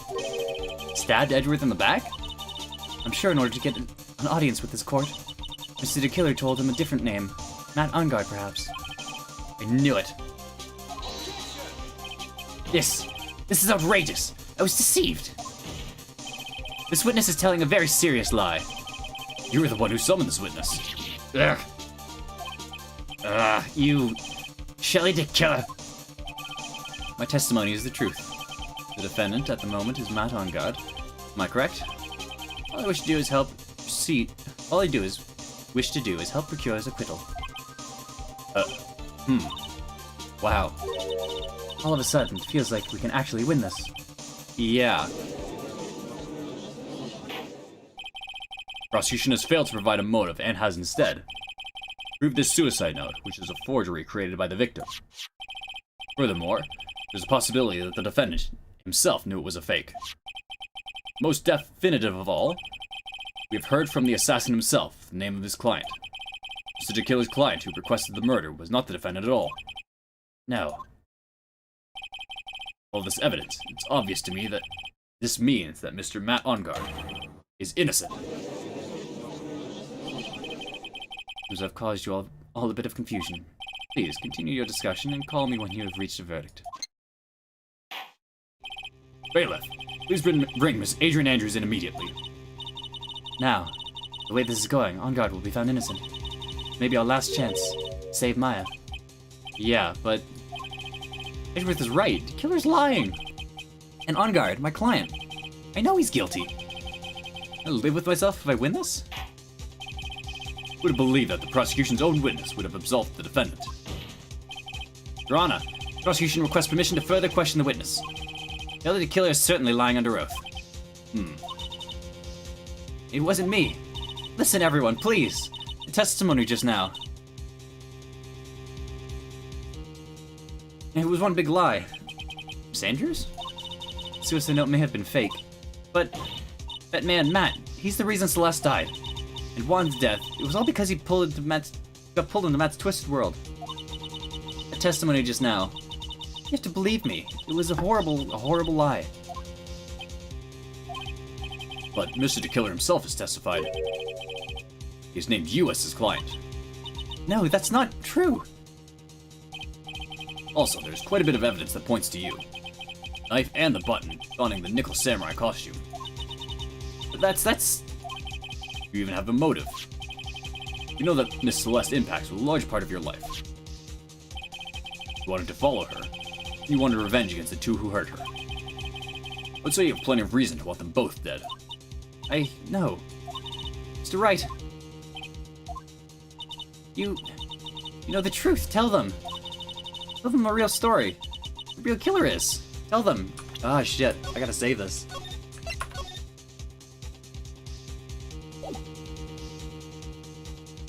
Oh. Please help me. God. It's making me sad now.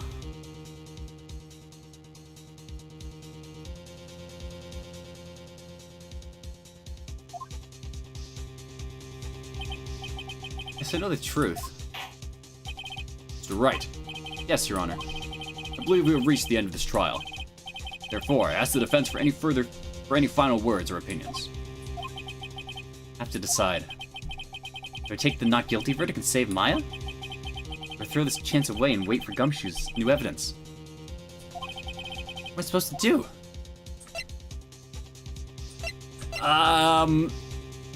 We gotta request the trial continue. Like, that's not the good end. We have to continue. Phoenix. Can't do it, Mia. Can't accept a not guilty. Or a lawyer.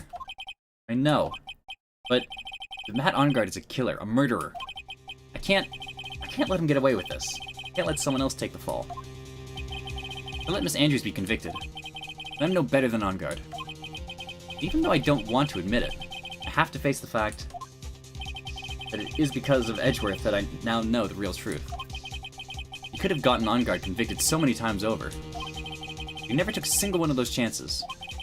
If I take this verdict right now, you're betraying his trust.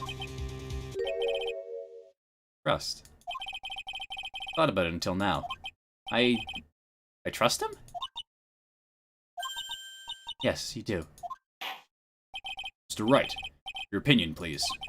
The defense requests that we be allowed to further question Mr. DeKiller. Am I hearing you correctly, Mr. Wright? Right? But, that witness has cleared your client through his testimony. Your job here is done. I'm not done yet. See through witnesses' lies and find the truth. That is my job, Your Honor. There's still more evidence to look at. I'm sure that once those pieces arrive here in this very courtroom, a miracle will occur. Very well. Trial will continue. Mr. Edgeworth, please reestablish connection with Mr. DeKiller. Right away, Your Honor.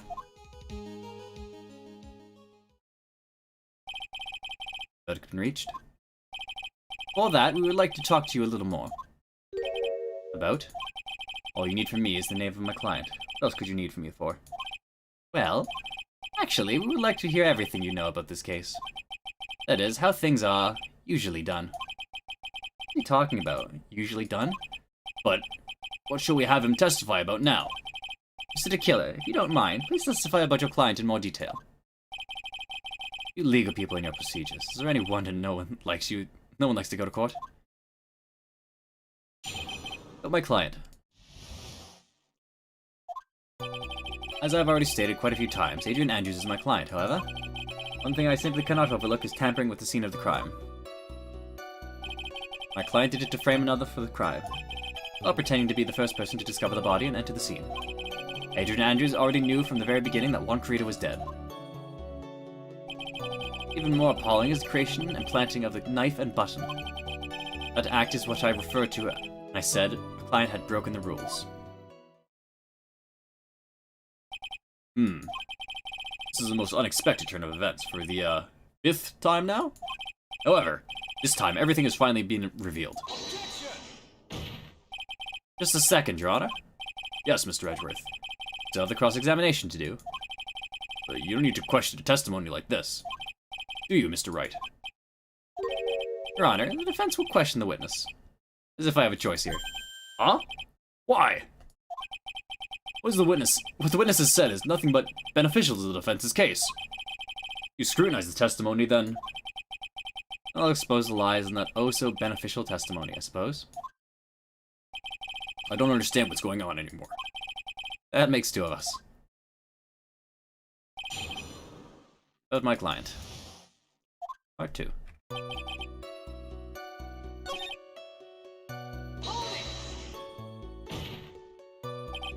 I would think that most people wouldn't be able to overlook a person hiring another to kill. If I had a problem with such a thing, I wouldn't be very effective at my job. Yeah. Well, a change in occupation might be good for you. Although, we'll say this. Even though I am the one that does the deed, my clients are always really the real guilty party. That goes without saying, Mr. De Killer. And the fate is to live with the knowledge that their guilt on their shoulders. However, my client this time thought that they could run away from their guilt. Are you talking about the button and the knife? Yes, my business. Yes, and my business card. Oh, this card. Although no one had to waste their time, including the police, I always make it a point to make things as easy as possible. Try to make things as easy. My business card makes it very easy to identify who carried out the service. Pretty devoted to his work. But to disregard everything, go and stab the deceased with a knife, even hide my card from sight, is something I cannot overlook. Huh. Really hard to tell if he's being truthful or not without him being here.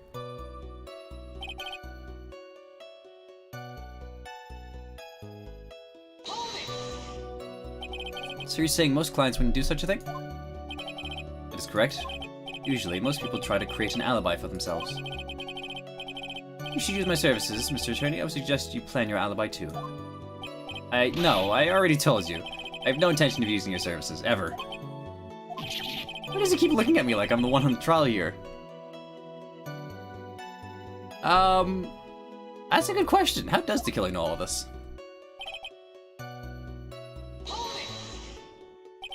From the very beginning? That is correct. Before my client visited the room. Well, my clients know precisely what the situation is at all times. I wonder if that's really true. That's odd.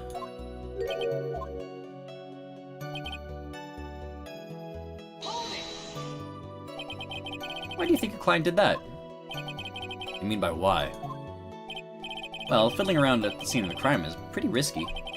Why would someone who has requested a murder go to the crime scene anyway? It is true. It was probably done to frame Mr. Enguarde. If that is the case, then why didn't the person just request that you do it? Sadly, that is not possible. Huh? My job is to kill, that is all. And to leave my business card behind, naturally. Business card is so my client may escape blame. To protect them is my duty. Even if they say it's for revenge, setting someone else up to take your fall.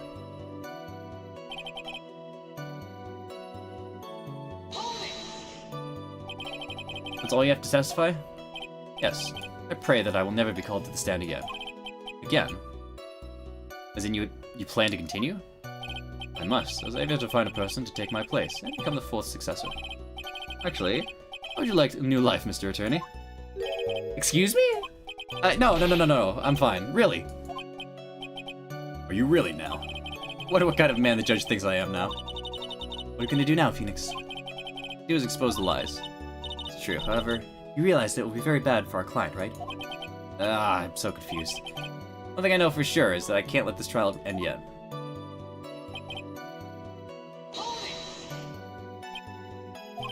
What is it, Mr. Wright? If I press him the wrong way, it might raise suspicion in the end. Actually, something to waste more time. Witness. We're requesting a hit. Yes? How much is your fee? So you're also quite a dog-hearted man, Mr. Attorney. If you would like to talk business, we can do so after the trial. No, I'm not thinking of hiring. Mr. Wright! Yes? You want to kill me? You want me dead, don't you?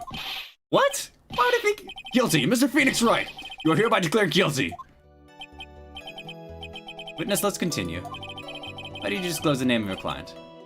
You're your client, are you not?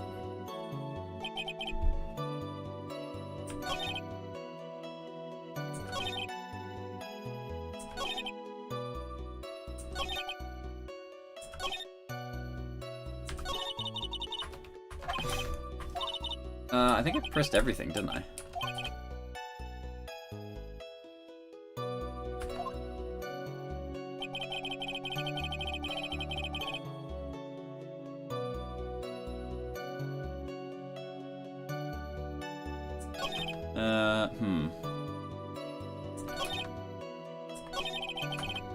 First person to discover the body and the scene.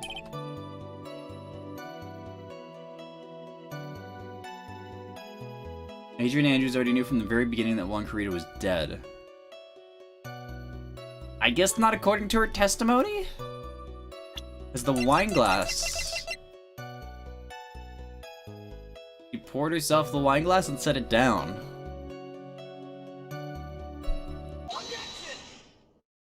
You didn't know from the beginning. Thank you so much for taking the time to testify, Mr. DeKiller. This is the meaning of that attitude. When Adrian Andrews entered the victim's room, your client had no idea that Juan Corrida had been murdered. But how do you know that? From this wine glass, Your Honor. Glass. Mr. DeKiller's supposed client thought Mr. Corrida had only fainted. Which is why this glass of tomato juice was poured for the victim. Isn't that just a part of Adrian Andrews' calculated plan? It is not possible, Your Honor. This glass bears the fingerprints of that person. Had this been planned, it would never have left their fingerprints behind. I see your point. Edgeworth, what is your opinion? Strangely enough, I had the exact same thought just now. Witness, can you explain the strange phenomenon? Isn't it a waste of time to ask about such a minor detail? Not a very important point anyway, correct? Afraid you are mistaken. Adrian Andrews really is your client, as you claim. And your client should have acknowledged Mr. Corrida's death. If not, that can only mean that Adrian Andrews was never your client at all. This is so silly seeing this. This is the transceiver standing upright on the stand. Strange. Yes? Why is it that the attorney has yet to raise an objection at this absurd situation? Phoenix? DeKiller figures out that we're up to. We're in real trouble. Yeah, I know. Mr. Edgeworth, I'm surprised. You know you can't say things like that without any evidence. Ah, sorry. Well, that's an awfully weak objection for the two of you. Anyway, I am positive there was a contradiction in that testimony. The prosecution requests further testimony concerning when the request was taken. Very well. Right now I have to buy us more time. We'll wait for the items the killer left behind to get here. I just know that the very outcome of this trial lies with those items.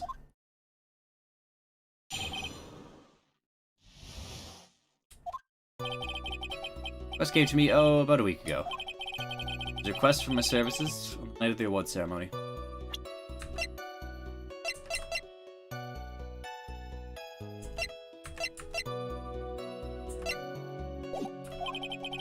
Met at a certain bar to discuss and finalize a few matters.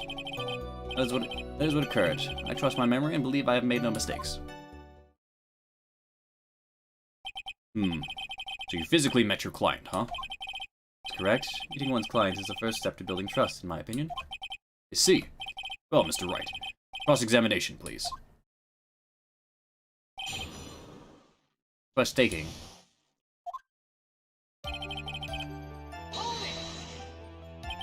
One week ago. Are you sure?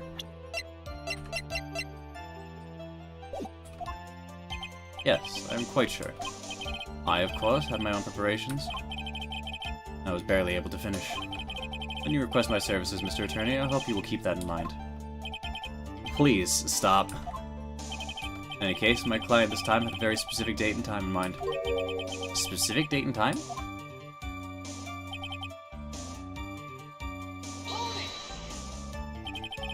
Did you ask why on that specific night? No. I tried to fulfill all the conditions on my client's request. As for why, I only had my suspicions. Your suspicions, huh? Let it go for now. If I ask about them, it would only be a guess. See, that's fine then. So you physically met Adrian Andrews, right? Of course I did. What was that? A brief pause. Let it go. Probably just my imagination.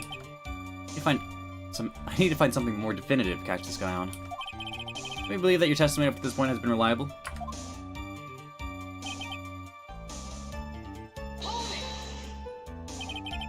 Your client was Adrian Andrews.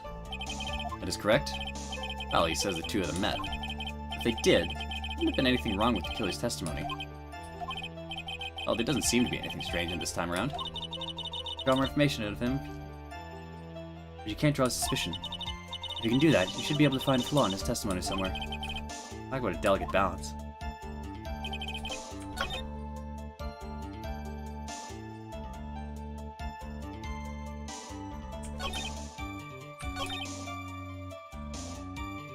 There's 2 and 3 I can press on.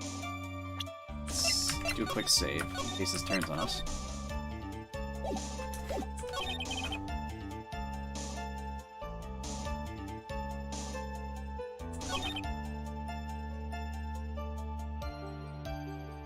Do we have any evidence that Adrian Andrews wouldn't have met Shelly the Killer a week ago?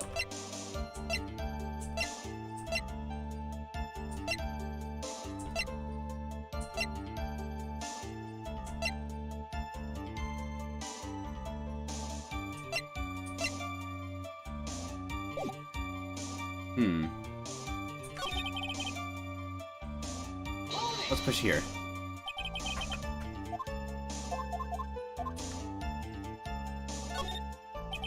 So what are these suspicions you had? Did your client request that night? Or it was all for the bear? The bear? The client spoke of it. I'm sure there will be a bear-shaped figurine in Juan Corrida's room. I'd like you to retrieve that item for me. You're talking about this bear puzzle. But that figurine was a suicide note. Naturally, the victim brought it with him to his hotel room. He's planning to publicly disclose its contents at the press conference after all. That is correct. If I had not done the job that night, I would not have known where the bear figurine was. See. Oh, Mr. Wright. Testimony just now of any importance?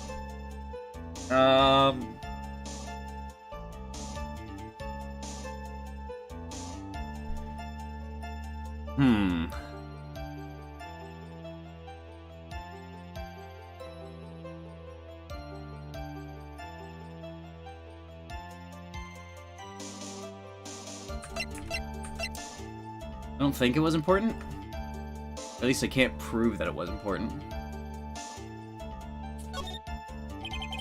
What I said sounds plausible, but in the end, it's just his conjecture. No, Your Honor, I don't think it's very important. Well done. Witness, please continue. You did catch here. Yeah. Of course I did. Press further. Witness, I'd like for you to give a few more details. I always meet my clients as a matter of principle. I haven't taken a request by telephone or mail. Why is that? Because I value the trust between a client and myself above all else. And the only way to establish that is to speak of the client while looking them in the eye.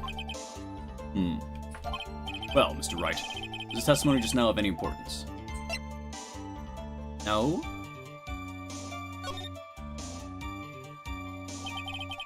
Why he meets his clients is not important. That wasn't the point. Witness, please stop sidestepping my questions. What do you mean by that? My question was, did you really meet Adrian Andrews in person? I have already told you, Mr. Wright. I did. Only through talking with him face to face that I began to trust him. Oh!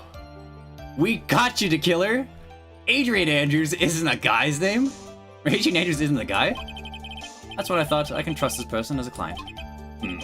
It's true that what they say talk about face to face. Well, Mr. Wright, testimony just now of any importance? I've heard what I think I heard just now. And I think I've got him.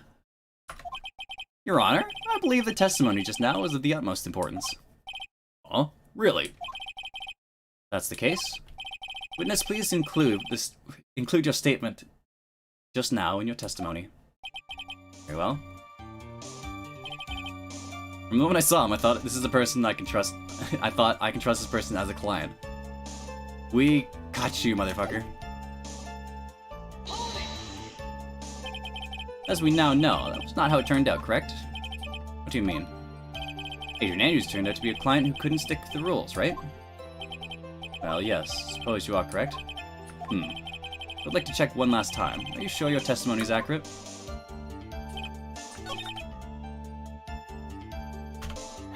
Tab, present.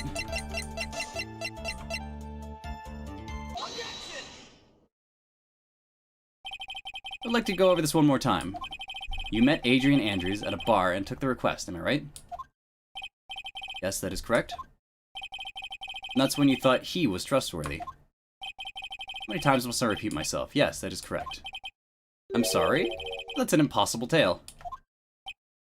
What? Kelly the Killer? You have never met the real Adrian Andrews. Why would you say that? Because you made one very big slip-up. About her. What is the issue? What did you just say just now? About her? You never met Adrian Andrews in person. One look would have told you that she was a woman. Oh! Oh, that got me. I didn't expect that. I didn't expect the radio to have a breakdown. Order!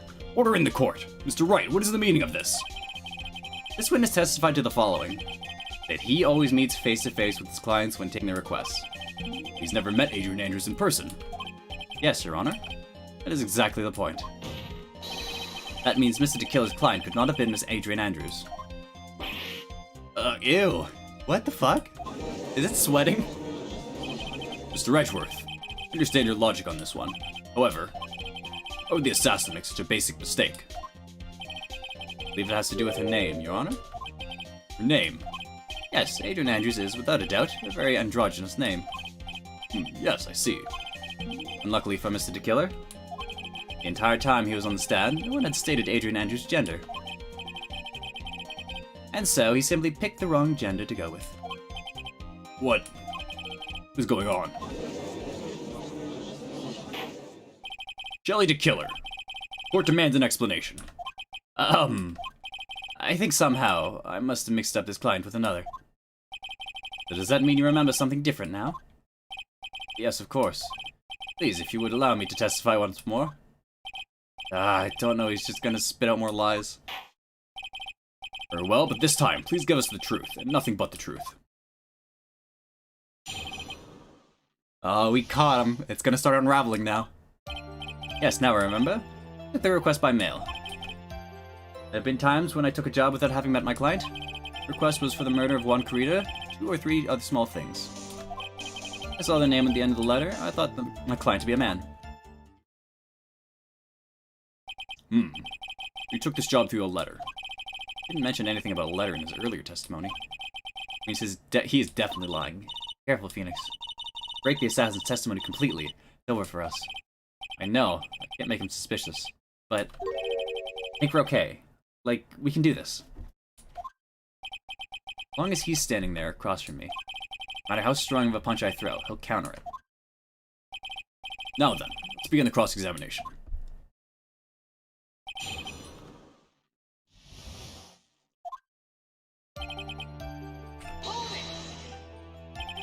Did you just say that you always meet your clients? Yes, I suppose I did say that. However, there are some clients for whom meeting is simply not possible. Didn't you meet your client this time? No, I did not. Oh, come on now. Let's stop with the game of cat and mouse. Using your silkiest voice is not going to work on me. Alright then, just cough it up and confess. Mr. Wright, you can't badger a witness with such harsh words. You're a lawyer, so behave like one and present evidence instead of mindlessly yelling. Now then, do you have any proof that Mr. DeKiller met with his client? I do not have any proof.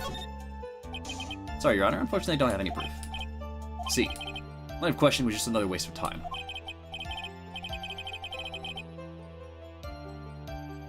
Sadly for us, Your Honor, that is the nature of right and wrong.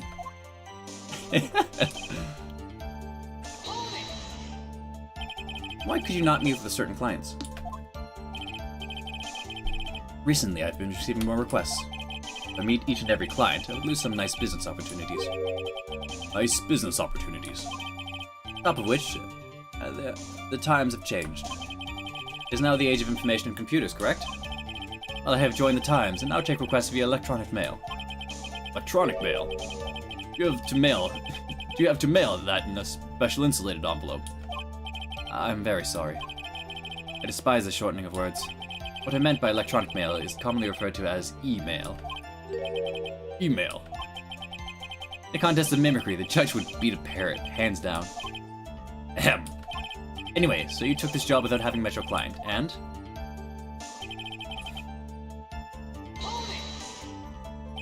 Two or three other small things? Yes. What were these other things?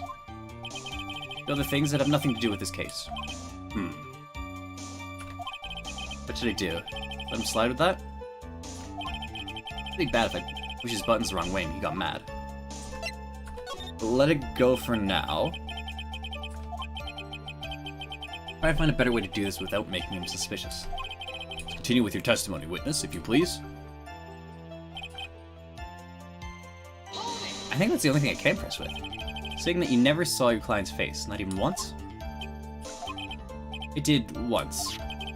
It was when I went to give my client the figurine. Yes, I see. Miss Andrews was wearing a mask at the time. Mask? Nickel Samurai mask, I'm guessing. Right? What do you have to say about this? Any problems with this piece of testimony?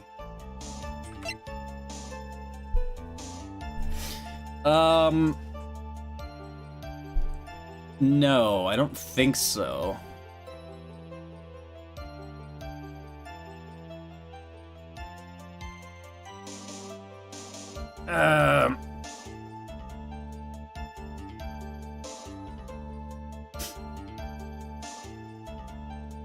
No, Will Powers didn't see Adrian Andrews. He saw the Nickel Samurai. No objections.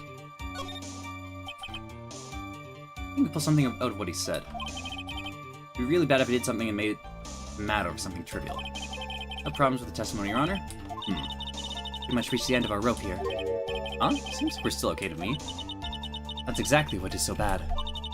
The rate we're going, we'll end up completely destroying the killer's lie.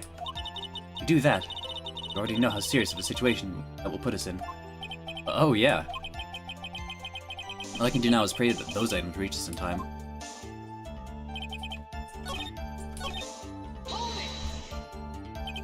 Three other small things. What were those other things?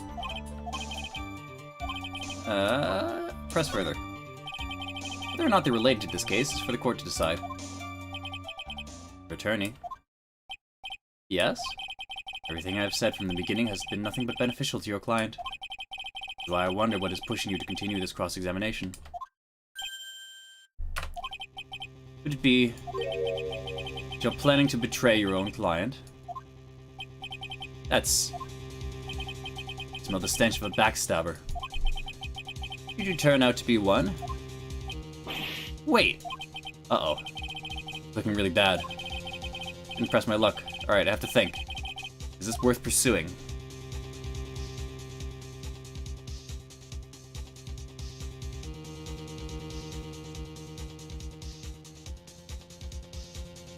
I think we have to. Press further. Witness, this is a very important matter. Please cooperate and tell us what these other jobs your client requested were. It's truly that important. I suppose I don't have much of a choice. The bear figurine. The bear figurine? After the assassination of the target, I was to find that figurine. I was told that this job was just as important as the actual killing. And where was that figurine? Inside Mr. Kurita's suitcase. Then what did you do next? I handed it over to my client right away. You gave it to your client. Interesting. This information certainly sounds important, eh? Miss, please include what you just said in your testimony. As you went.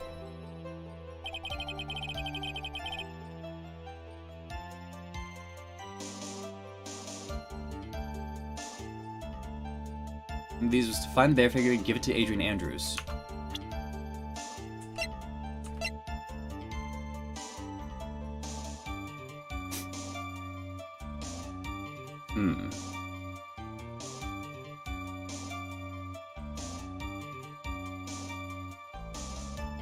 Find the bear figurine and give it to Adrian Andrews. If he actually gave the figurine to Adrian Andrews, the suicide note would be burned.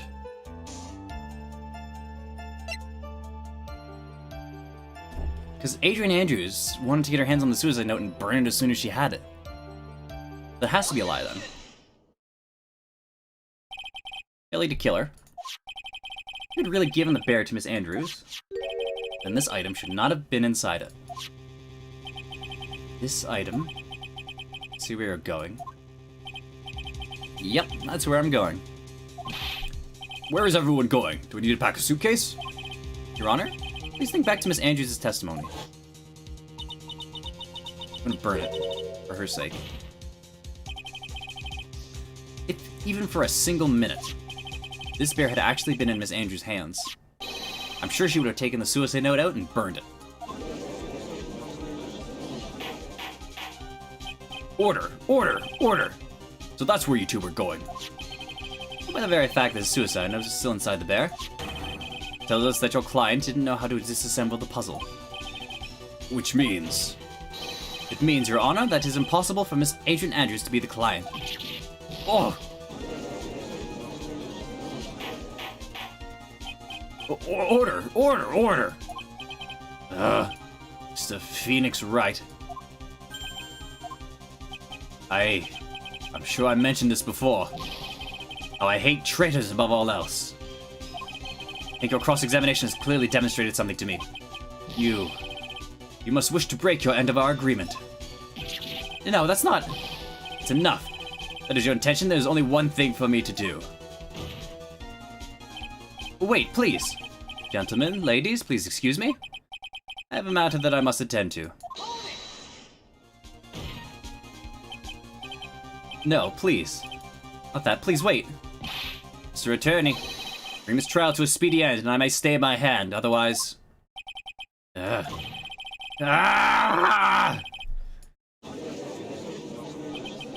What in the... Mr. Wright, are you... Mr. Edgeworth? Yes, Your Honor. I didn't understand this witness's outburst just now. You think there is a need to hear more testimony, or is this enough? Well, we should... Edgeworth, we can't do this. Keep this up. Maya, chill. Prosecution, What has come over everyone? Even you are... The prosecution rests. What's going on around here? Prosecution has no further questions, Your Honor. Whoa. What?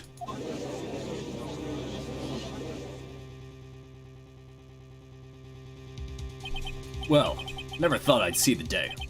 This is a most unusual situation. Prosecution rests with no further questions. Then, prosecution has failed to uphold its stance.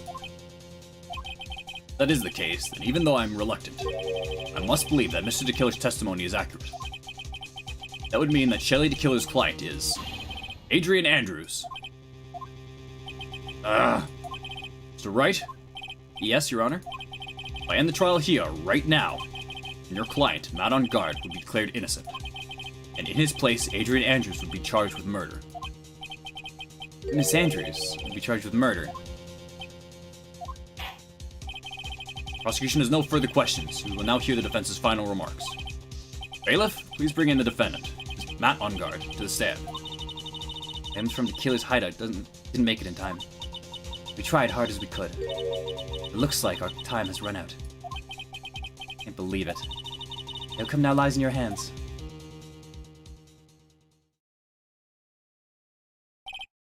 Did the old guy finally decide? To be honest, I can't think of you as truly innocent and good person. You have done enough evil to drive a woman to suicide. But, at least on the charge of murder, it would appear you are innocent.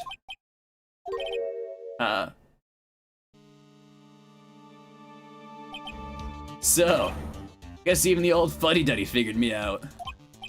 Mr. On guard? What an atrocious lawyer I have. Even his own client up like this?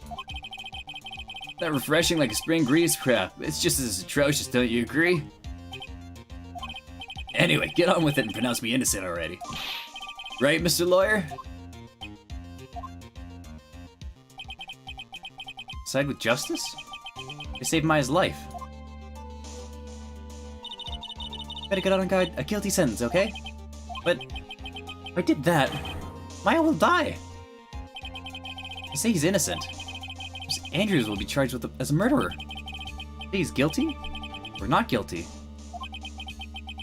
Any choice I make, someone's life is gonna end. All hinges on what I choose. Now then, Mr. Wright. Let's hear the defense's final statements on this matter. The person who hired the assassin was Adrian Andrews. Your client, Mr. Matt Ungard, is innocent. Huh. No need to ask, old man. After all, my lawyer is gonna say what I want, aren't you? Right? Yeah, I can't do this. I have to decide something. I can't count on the evidence to help me anymore. I have to listen to my heart. My client, Matt Ungard, is...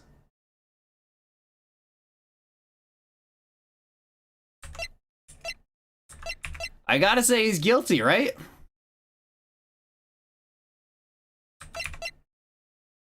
Sorry, Maya. He's guilty. Matt Ungard is guilty.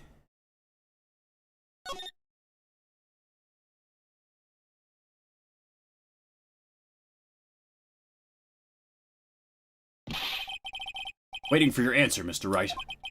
Matt Ungard, your client, deserves an answer. I am sorry. Matt Ungard is... Franziska! Franziska von Karma! What a hero! What are you doing here? Ow! You see now, don't you, Mr. Phoenix, right? This is exactly why you should never take your eyes off that scruffy fool. Did you bring them, the final pieces? Do you have them? You should know better than to ask that, Mr. Miles Edgeworth. Von Karma is perfect in every way. The evidence is here in perfect condition. Don't worry about Scruffy. He's fine, and his injuries are minor. You know, I'm fine with Franziska showing up. It's great. I love it.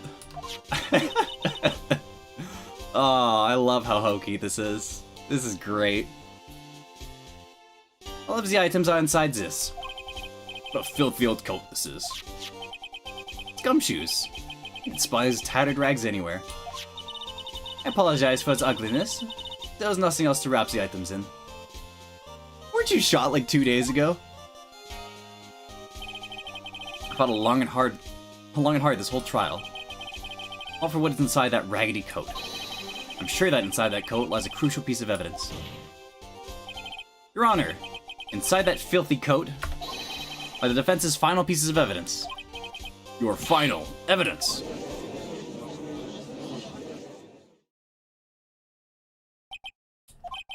This trial is already over. All that remains is for me to hand down my verdict. I do not believe that any evidence presented now would change the outcome of this trial. What? Your Honor, it is our duty to examine every piece of evidence, down to the last. I request that Miss Von Karma be allowed to present these pieces of evidence. Suppose you are right, Mr. Edgeworth. Grant permission to do so.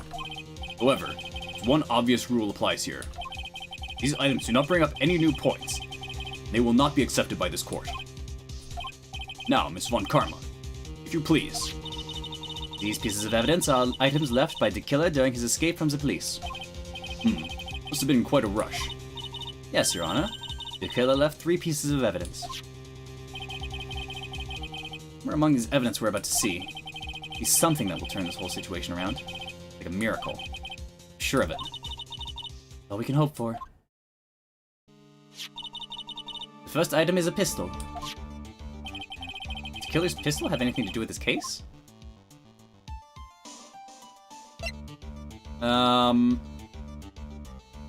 The pistol was the one that shot Von Karma in the shoulder. Pretty sure there was no gun involved in this case. Real benefit to hearing about it. Please present the next piece of evidence. The items retrieved from the killer's hideout, nothing else is known. The second piece of evidence is this videotape. But the killer took that from Enguarde's mansion. Have you checked the contents of that tape? Unfortunately, there was no time to. Oh yeah. But I would speculate that this tape is very important. Why would you say that? As he came back to his hideout for it. The killer went back for it. That's right. Looks like he was trying to recover it. He injured 3 of the officers at the site. But somehow, it looks like they managed to protect it from the killer. Billy the Killer is no ordinary man. Contents unknown. The last piece of evidence is this bellboy's uniform. Is that a uniform from the Gatewater Hotel? More details are not needed. I don't think this is going to help us much at all. Thank you very much, Miss Von Karma. I think that's enough. Bellboy's uniform added to the court record. That is all I have to present, Your Honor. Just as I thought. And what is that, Your Honor? Sure, were we under normal circumstances, these items from Shelly the Killer's hideout would be very important clues. However, the question is not who did the killing. It is, who is the client? Yes, that is correct. These 3 items do not tell us anything about that. Thank you for your hard work, Miss Von Karma. You may step down now. Wait, Your Honor. Please allow me to examine this new evidence. Overruled. This court has all the evidence it needs to hand down a verdict. Wonderful, absolutely splendid. This judge is such a brilliant man, isn't he? This is the end? Phoenix. Knew it. No such thing as a miracle in this world, is there? I think you're wrong. I think they do exist. But you have to make that miracle happen. Come this far. You can't give up now. But no matter how hard you think about it, it's... for my sake, just think of it for a second. There are 2 ways out of the situation for us. 2? First, make Enguarde wish from the bottom of his soul for a guilty verdict. Huh?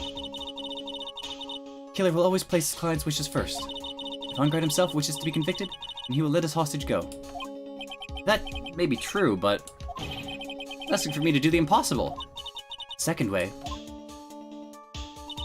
Force the killer to end his contract with Enguarde. If the killer were to no longer think of Enguarde as his client, then he would let Maya go. Mia, that's even more impossible. He's a man who values his duty towards his clients above all else. I know both of these seem like impossible feats, but first. But if you could make either one happen, it would truly be a miracle. Bigger problem is, Judge has already said he doesn't need any more evidence. He says he was just shown. He's not accepting them. Phoenix, think things through from the other side. Isn't that what has always worked for us? The other side? Wait, does she mean... you mean... turn things around? Phoenix, the judge says he doesn't need the evidence. That's the case? Then who does need it? The person who needs the evidence. The defense, the prosecution, and the judge. We've seen all the pieces of evidence. This is how we have come to know the truth. There is one person who has yet to see them all, and that person does not know the truth.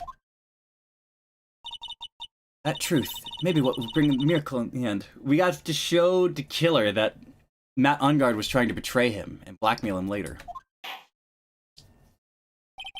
There are no objections this time, correct? Now then, I will pronounce my verdict. Why don't we all respectfully sit back and listen, kids?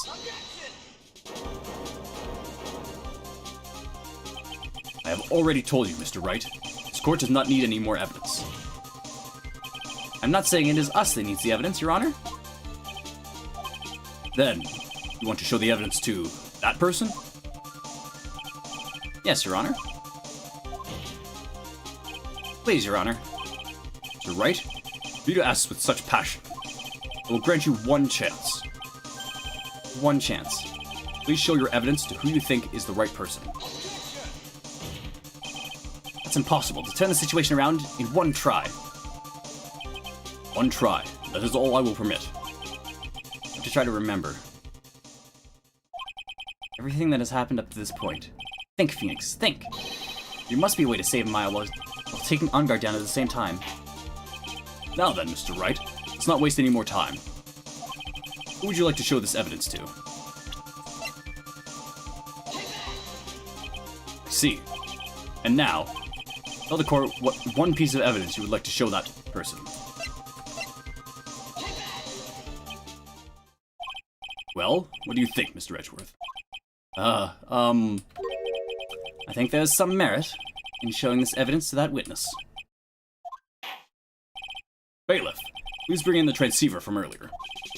Alright, looks like I managed to convince him.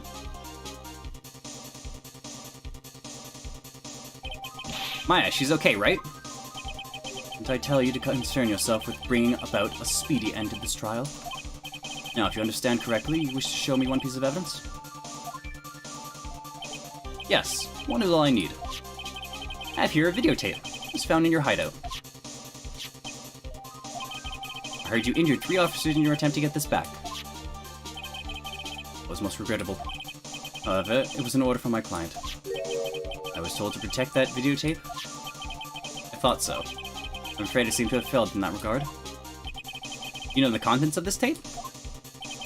I was certainly told by my client not to watch it. I have absolutely no idea.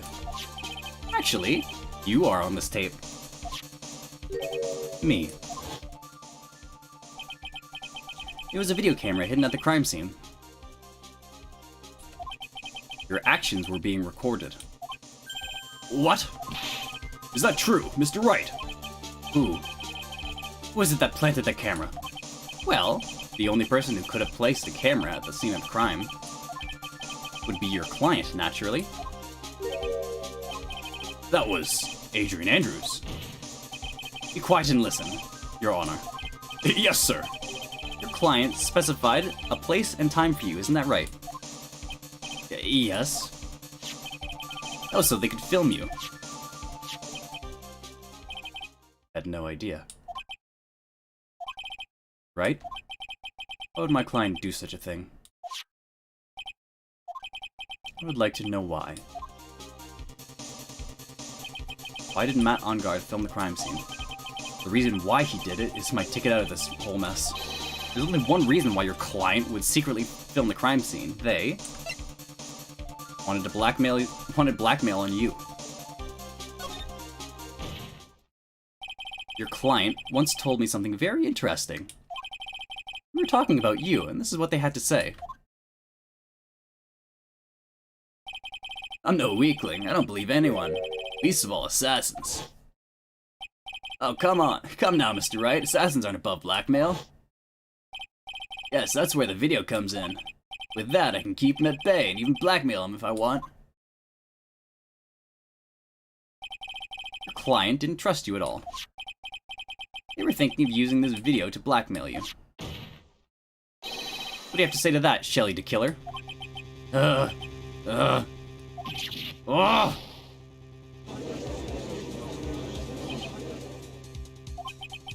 Looks like I was being deceived from the very beginning. Yes. By a natural. That's the kind of person they are. Your client is a person who only thinks and plots of how to use people around them, to protect themselves from any and all dangers that may arise. That is the true nature of your client.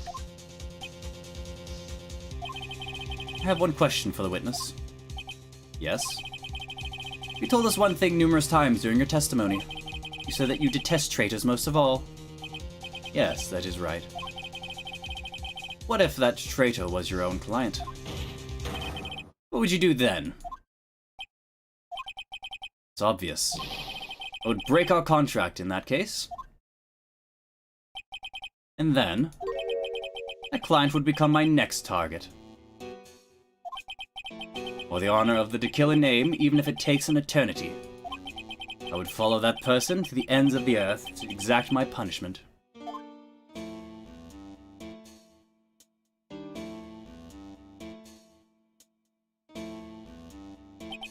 I see. That's all I wanted to know. But the traitor becomes the killer's next target. Ah, I get it. This is how we'll turn this case around. Right? Yes? My contract with my client is over as of now. I seem to have a new job on my hands. I will now return to you your precious item. What the? I'm not an item? Maya, I thought I'd never see you again. Oh, thank God. Oh, excellent. This trial appears to have come to its conclusion. However, Actually, I'm sort of... I don't quite know what just happened there with the client and the witness and... Wow! Miss Von Karma, where did that... She always has you in her sights. Now, I do believe it's time to finally hand down a verdict.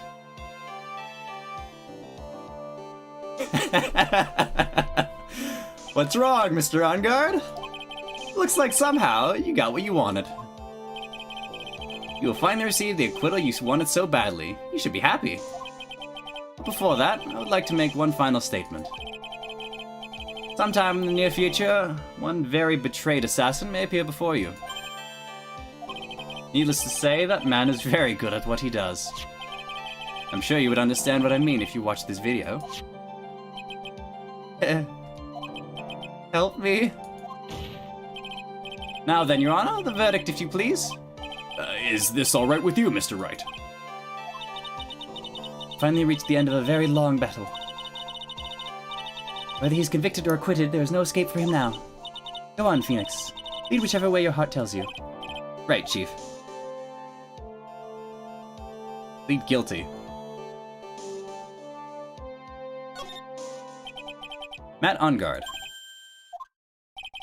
Even though I'm a lawyer, I cannot make your crime disappear. I think a guilty verdict is appropriate here. Me? My wonderful self. Guilty. Even if you got acquittal, even if you got an acquittal, the instant you set foot outside the detention center, your life would be in danger. No matter which way you look at it. You can't run away from your crime anymore. No! Guilty, guilty, guilty, guilty, guilty, guilty! Jesus Christ, Matt. As always, looks like we haven't uncovered the real truth. We? I don't remember you helping out much in this. Mr. Edgeworth? I was Matt Ongard. I've left Miss Von Karma in charge of his incarceration. I'm sure he's getting a full-course meal of a whip leather right now. Very good. That was a close one, wasn't it, witness? Yes. I plan to pay my debt to society for my own crime, Your Honor. The first time I was called to the witness stand during this trial, all I felt was despair. Be talking about the time Edgeworth really went after her. She's trying to forgive him for what he did. This witness, how should I put it? He has an illness. You're going to say you choose death? That is no concern to me.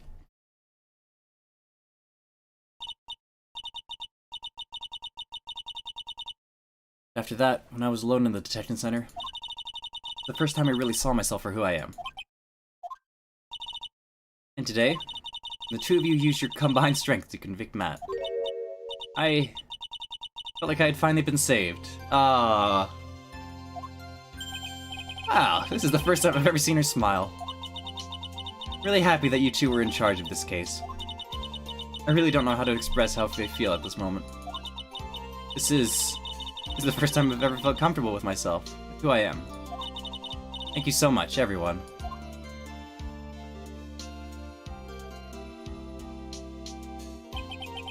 Looks like we have resolved everything at last. As for myself, there are still a few things I'm confused about.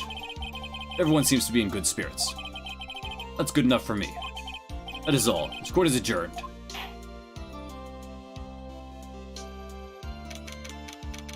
Oh, hey, we did it! March 23rd, 5:14 p.m. District Court Defendant Lobby number 3. You're great out there, Phoenix. Your great out there was right, wasn't it? It's the first time you've not gotten your client off. You got them a guilty verdict this time.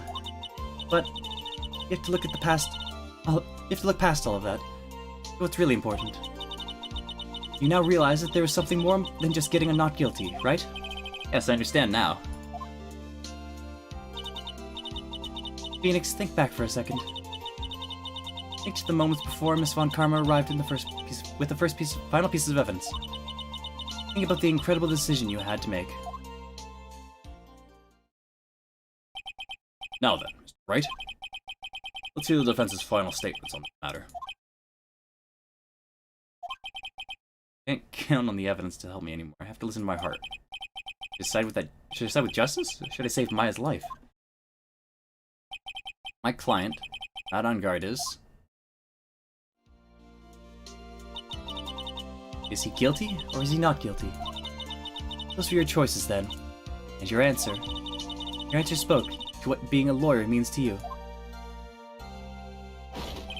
Right. Edgeworth? I have good news. Maya is now safe in police custody. Really? Pearls, you're telling the truth, right, Mr. Edgeworth? Yes, she's quite safe. She's on her way here as we speak in a patrol car. Aha! Mr. Maya! Mr. Maya's safe! You did it! You really did it, Mr. Nick! Ow! You punches deceptively hard for a kid. I believed in you. I kept saying to myself, Mr. Nick will save her. Mr. Nick will save her. Wow! Thanks. Oh! What's wrong? Miss Von Karma. Earlier. Thanks. Ow! Why are you still smiling? It's the Phoenix, right? You lost. Your perfect win record has now been crushed. And yet, you're still happy? I don't think you'll ever understand, Miss Von Karma. How dare you? Don't worry. She may in time. After all, I was like that myself until a year ago. Edgeworth?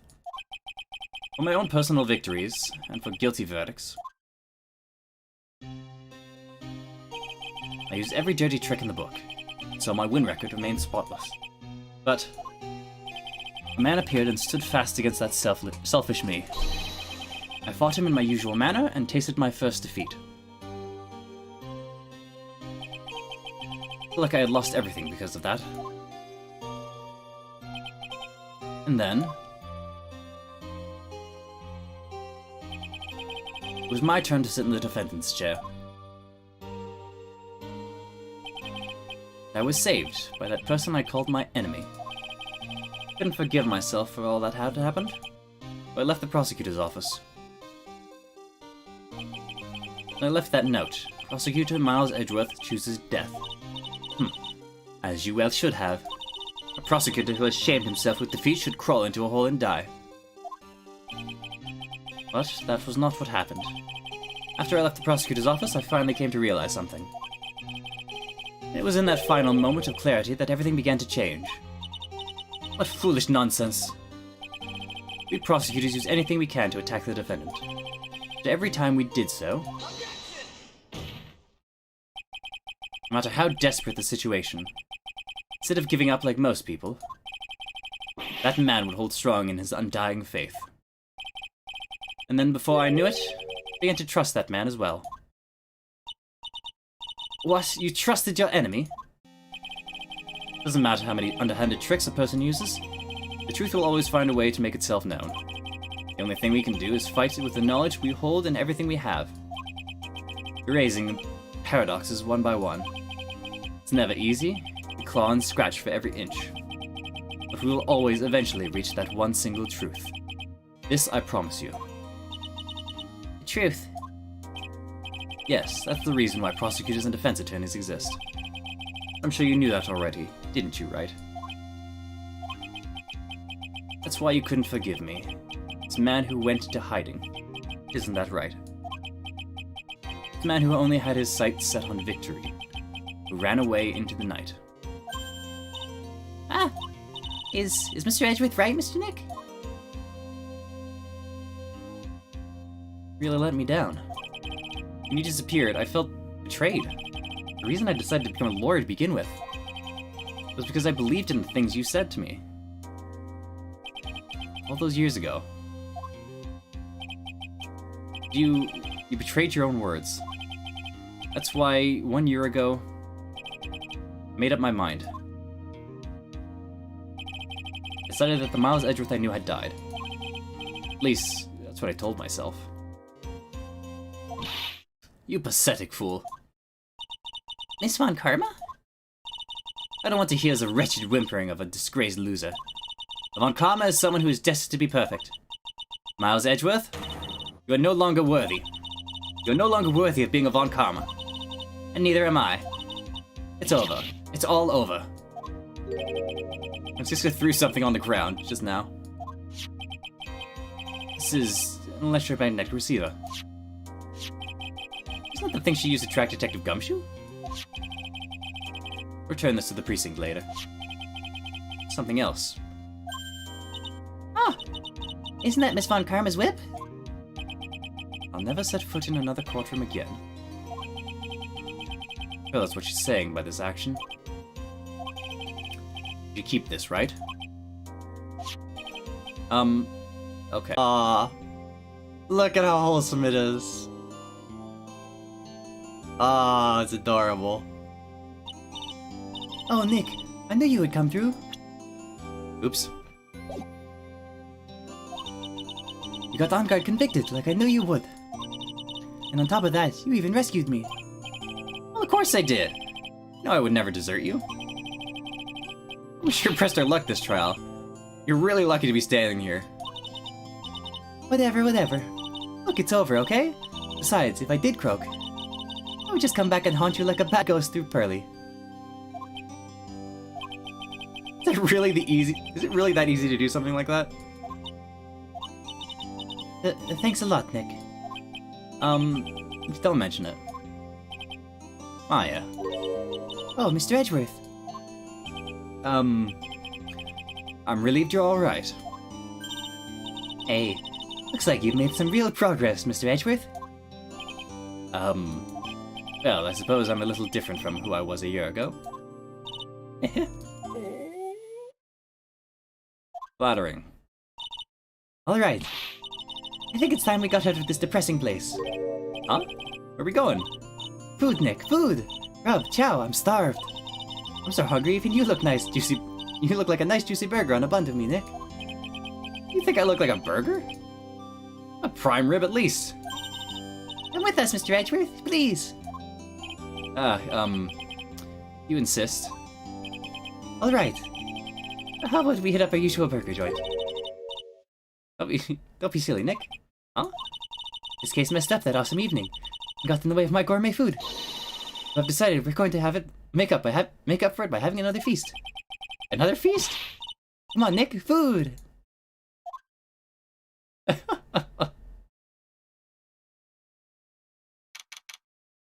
Eatwater Hotel. Hey, pal, sorry to keep you guys waiting. Gumshoe, you alright? Gumshoe!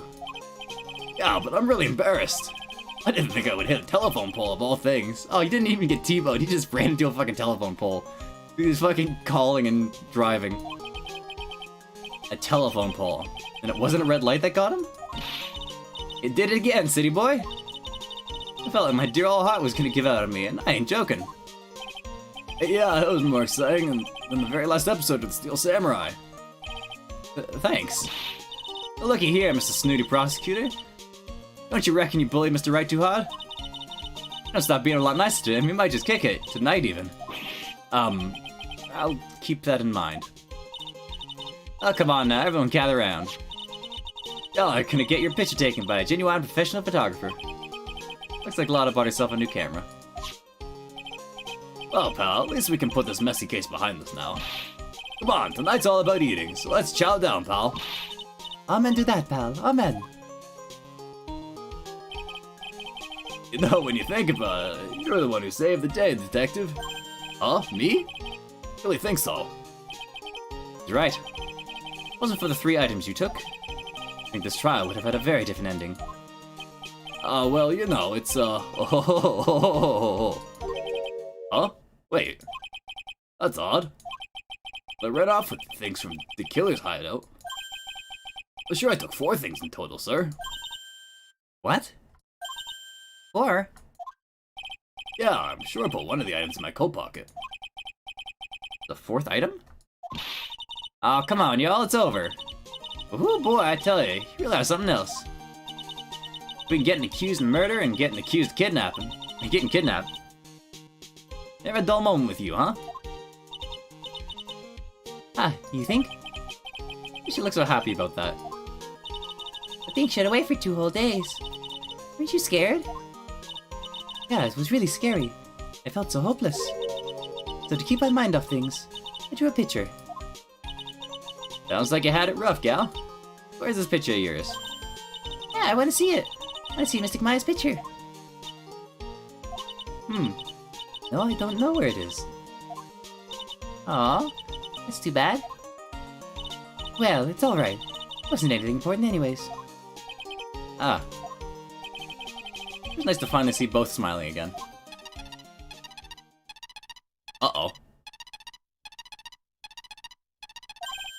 What is it, Edgeworth? I think he's picking up something up.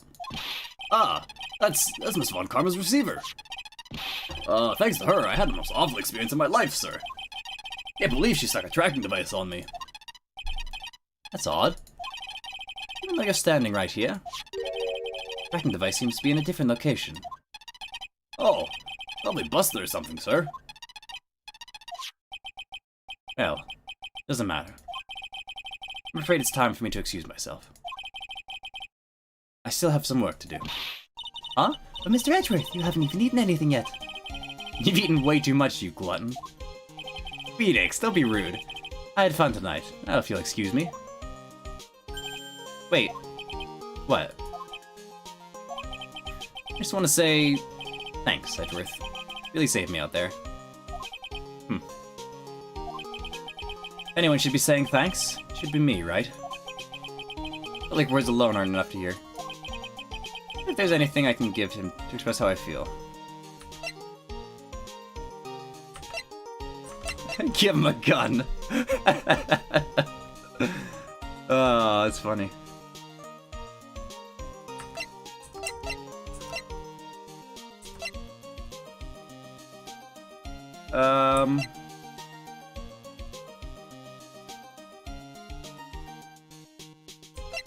You probably should have Francisca's whip.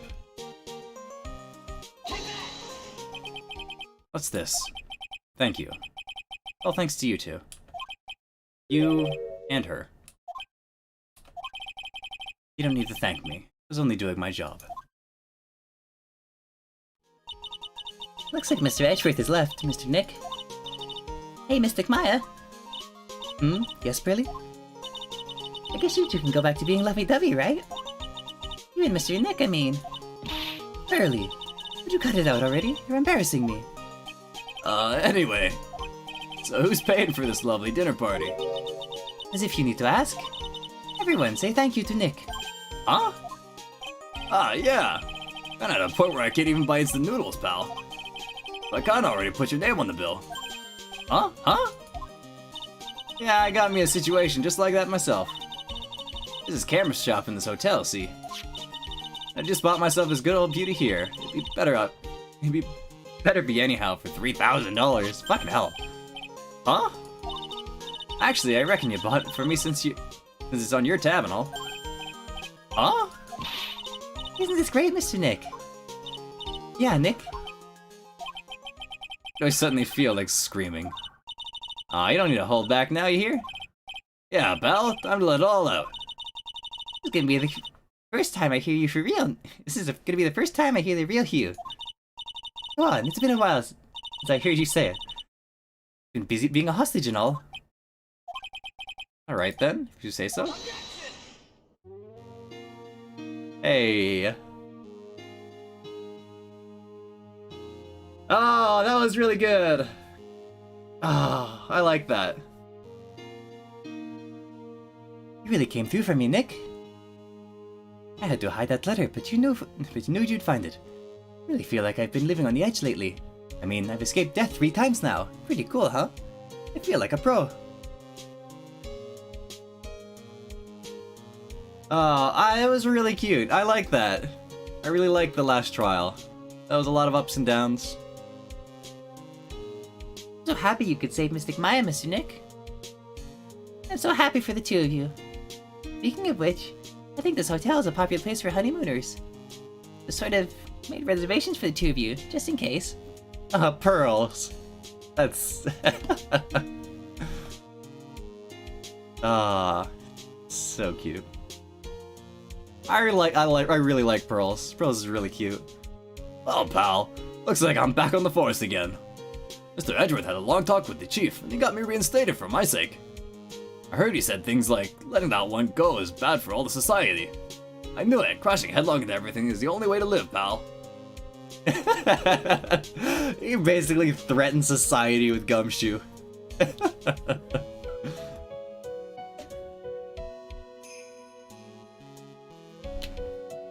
Maggie! I'm Maggie Bird. I'm retiring this uniform as of today, sir. I'm gonna be a waitress from now on. Bring smiles and joy to people who come by my restaurant, sir. Help us stop by sometime, Mr. Wright. Ah, Maggie. That's good to hear. I like Maggie. Maggie was cute.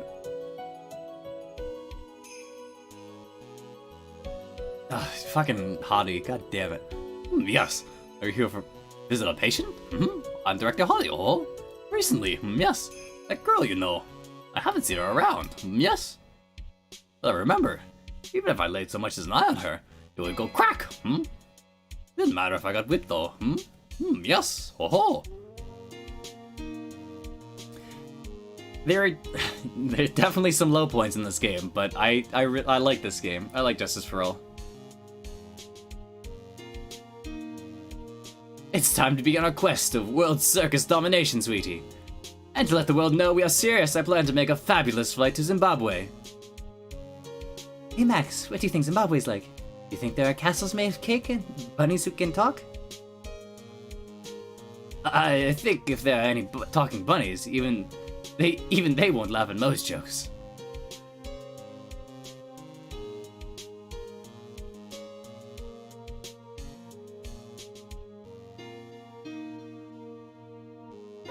I'm ready. There's no way to hide these. There's no way these jokes are gonna fall on deaf ears. I'm gonna be more contemporary with my humor. Mo curls represent. We got our new act all worked out. The Hallelujah Chorus. Say something, will ya? We're supposed to start this off. Get on with it.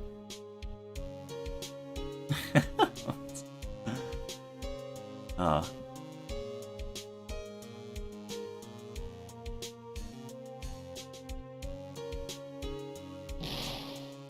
What's this? Dredge, snoring electric razor, recharging on stand. Can't believe this. Really? How long do they plan on making me do this? She's still sweeping. Oh, but Edgy-Poo's ideas. So that means it must have a deep hidden meaning. But why do I get this feeling? They wouldn't forget about me, would they? Ah! It was never like this in the old days. Everyone thought the world of me.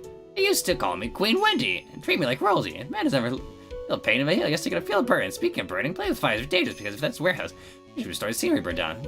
Oh my god.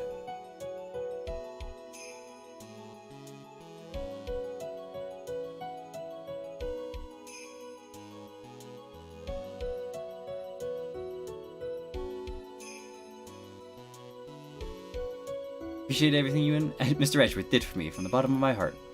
Well, that's right. I received a letter from Miss Von Karma. Said that after I get out, I should feel free to consult her about anything at all. Really thankful to have met everyone. Oh, are they friends? That's cute. Adrian and Francisca are friends.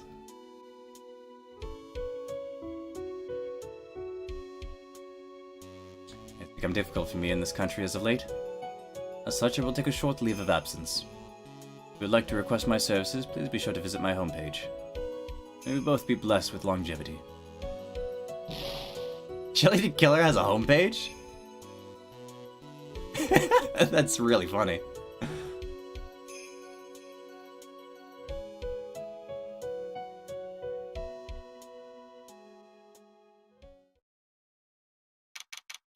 March 23rd, 42 p.m. International departures, Gate 12. Where are you going, Francisca? How did you know I was here? Look at this. That's... Heard you were planting things on a certain person? Things like tracking devices in his coat, for example. That's just like you. Only planted it there because he was always wearing it. This filthy, drab coat of his. I don't know how it ended up in my luggage. It's going into the trash, I promise you that. Oh, that's right. Speaking of that man, he told me something very interesting. Ran off with the things from the killer's hideout. I was sure I took 4 things in total, sir. 4 things? Seems he put the last one in his coat pocket. Put it in here? Doesn't matter anymore. Case is already over. What are you going to do now? That's none of your business. Are you running away? Shut up! You don't understand a thing. You can't possibly understand what it means to be Manfred von Karma's daughter. Francisca. So many expectations from everyone around me. Expectations I must fulfill. I'm expected to win no matter what. And failure? Such a thing is not an option for me. My father was a genius. There's no doubt about that, but... with me, I'm no genius. I've always known that. I... had to be the one. Had to be one. I had to. May not be a genius like your father, but you are a prosecutor. You have been and always will be. No, I'm not. Not anymore. You've even thrown my whip away.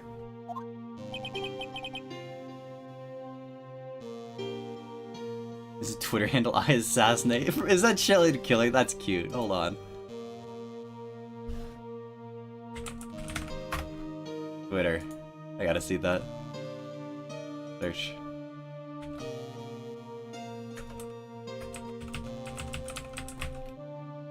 Shelly the Killer, I assassinate. Oh, it's a roleplay account, but that's really funny. That's clever. That's really funny. Speaking of that, Wright gave me this to hold on to. Right. Knew something like this would happen, didn't you? I'm going to say this again. You prosecutors do not fight for personal honor or pride. I hope you will think deeply about what you should be striking down with that whip. I haven't changed a bit.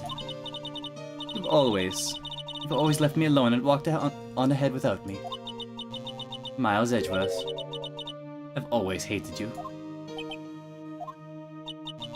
And then, finally, my chance to take my revenge on you had arrived. If I could win against that man, I could make Phoenix Wright bow down in defeat. Then this girl you left behind would have risen higher than you. That was supposed to be my revenge. See. You know I can't do it. Can't change who I am. Can't throw away everything I've been until today. Believe you can. Just like how Adrian Andrews did. Adrian Andrews. You're going to use her during the trial, right? But you were dependent on your father by using his tactics. Isn't that right? Today you chased after me, after I had left you behind all these years. And that's why we're standing here now, side by side. But I have no intention of stopping. You say you are going to quit your walk down the prosecutor's path? And this is where we part ways. Francisco von Karma.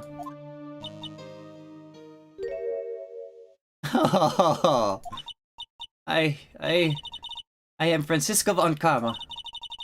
Don't think I'm going to walk in your shadow forever. Our battle begins now. You'd better prepare yourself, Miles Edgeworth.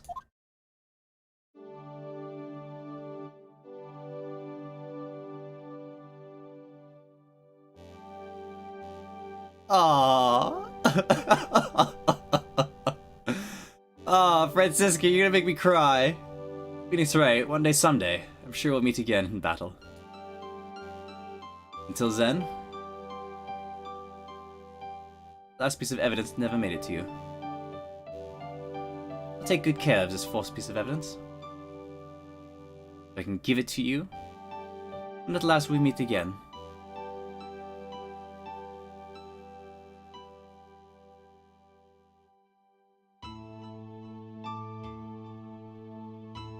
Aww. Oh, it's Maya's doodle, Nick. Aww.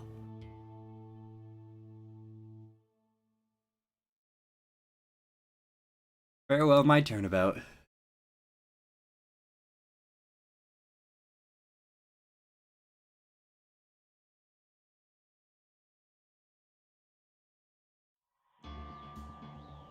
Oh, that was delightful. I like Justice for All. That was really, really good. Oh man, I like that. Okay, that's the second Ace Attorney game. That is absolute delight. I can see why people really like this game, and I can see why some people are kind of not the biggest fan of this one. There are definitely some there are a lot of highs, there are definitely some lows. But man, I'd say the game is good. It's an Ace Attorney game. It's, as my experience, they've been really good so far.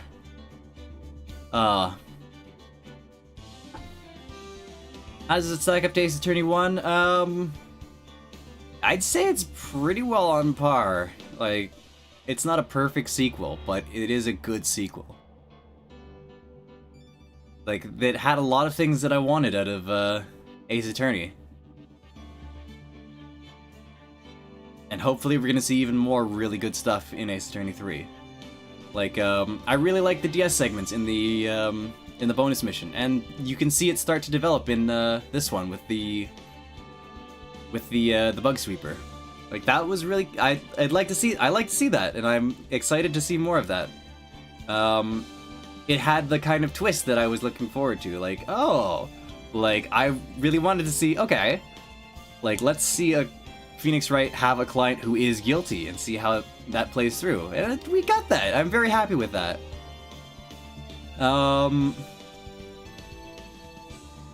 Case 1, it was a little bit weak to return to. It wasn't the greatest, but it was all right. A good reintroduction. A decent reintroduction. Case 2, fucking Maya got accused of murder again somehow. I did like the turn on it. Like, it had some good twists and it had some good drama. I really like the introduction of Pearls as a character. Pearls is real cute. I like her. We also met Francisca in that trial. I like Francisca. Francisca is, I think she's a really good like extra rival to Nick. And like a foil to Edgeworth. It's really, I really like her as a character. Even if it's like, you are borderline abusive to a judge of all people. Like, you should not be getting away with these things, but it's okay. yeah, Trial 2, we'll see if that, we'll see what comes of that, because we do have, like, strangely enough, we have, like, a villain who is pretty well free and ready, who's pretty well free, who's wandering around, because I don't think anything came of, did we indict, Morgan? Morgan Fay? I don't remember. I think we did. She swore revenge on Maya and Phoenix Wright, so we'll see if anything comes of that. Trial 3. It was a little bit weaker of a trial. There were some plot holes, and there were some, like, the first half of the trial, the first day of the trial, it really was kind of pointless. It helped establish some things, but, like, overall, there wasn't the big, whoa, who would have thought kind of twist that it usually ends with. So it was a little bit disappointing there, but it served its purpose in being like, okay, here is the who, what, where, when, why, how, and then you could move on to the actual, okay, get into it, what actually happened on during the second investigation. And I really like how, like, the actual truth came out, and we got the whole picture beforehand. We didn't quite get that with the second one, which is, I think, alright. Like, I like having, like, the whole picture. Like, this game did a really good job of laying everything out so that you understood, like, what happened, and then your job was to prove it in court and find the contradictions like a lawyer would. Whereas in the first game, it was very much like, okay, here is the dramatic series of events. Like, oh, every day ends in court with a huge twist and a cliffhanger. But, like, this is like, oh, once you actually get to it, you know, you pretty well are led on what happened and can walk through it yourself. And then in court, again, like I said, you are going through it and proving it, like an actual attorney would. A lot of fun. Hey, Aaron. Not really. We just finished, sorry. You kind of missed it, man. You missed the finale of Ace Attorney 2. Yeah, and this last trial, that was really good. I liked it. I pretty well liked the whole of it. I didn't expect us to see so many familiar faces in this, but it was alright, yeah. Yeah, sorry, so close. You're only about 2 hours off. Maybe next time. I'll try to do better scheduling so that it'll pop up on YouTube. And so, hopefully I'll actually be able to commit to doing things, because I wasn't feeling great last week, so. I'll put in proper schedules going forward. Or I'll try to, at least. But, yeah. Overall, Ace Attorney Justice for All. Really excited for it. We'll pick that up on Monday. Thursday, we're going to finish up Doki Doki Literature Club. And we're going to dip our toes into the Doki Doki Plus elements.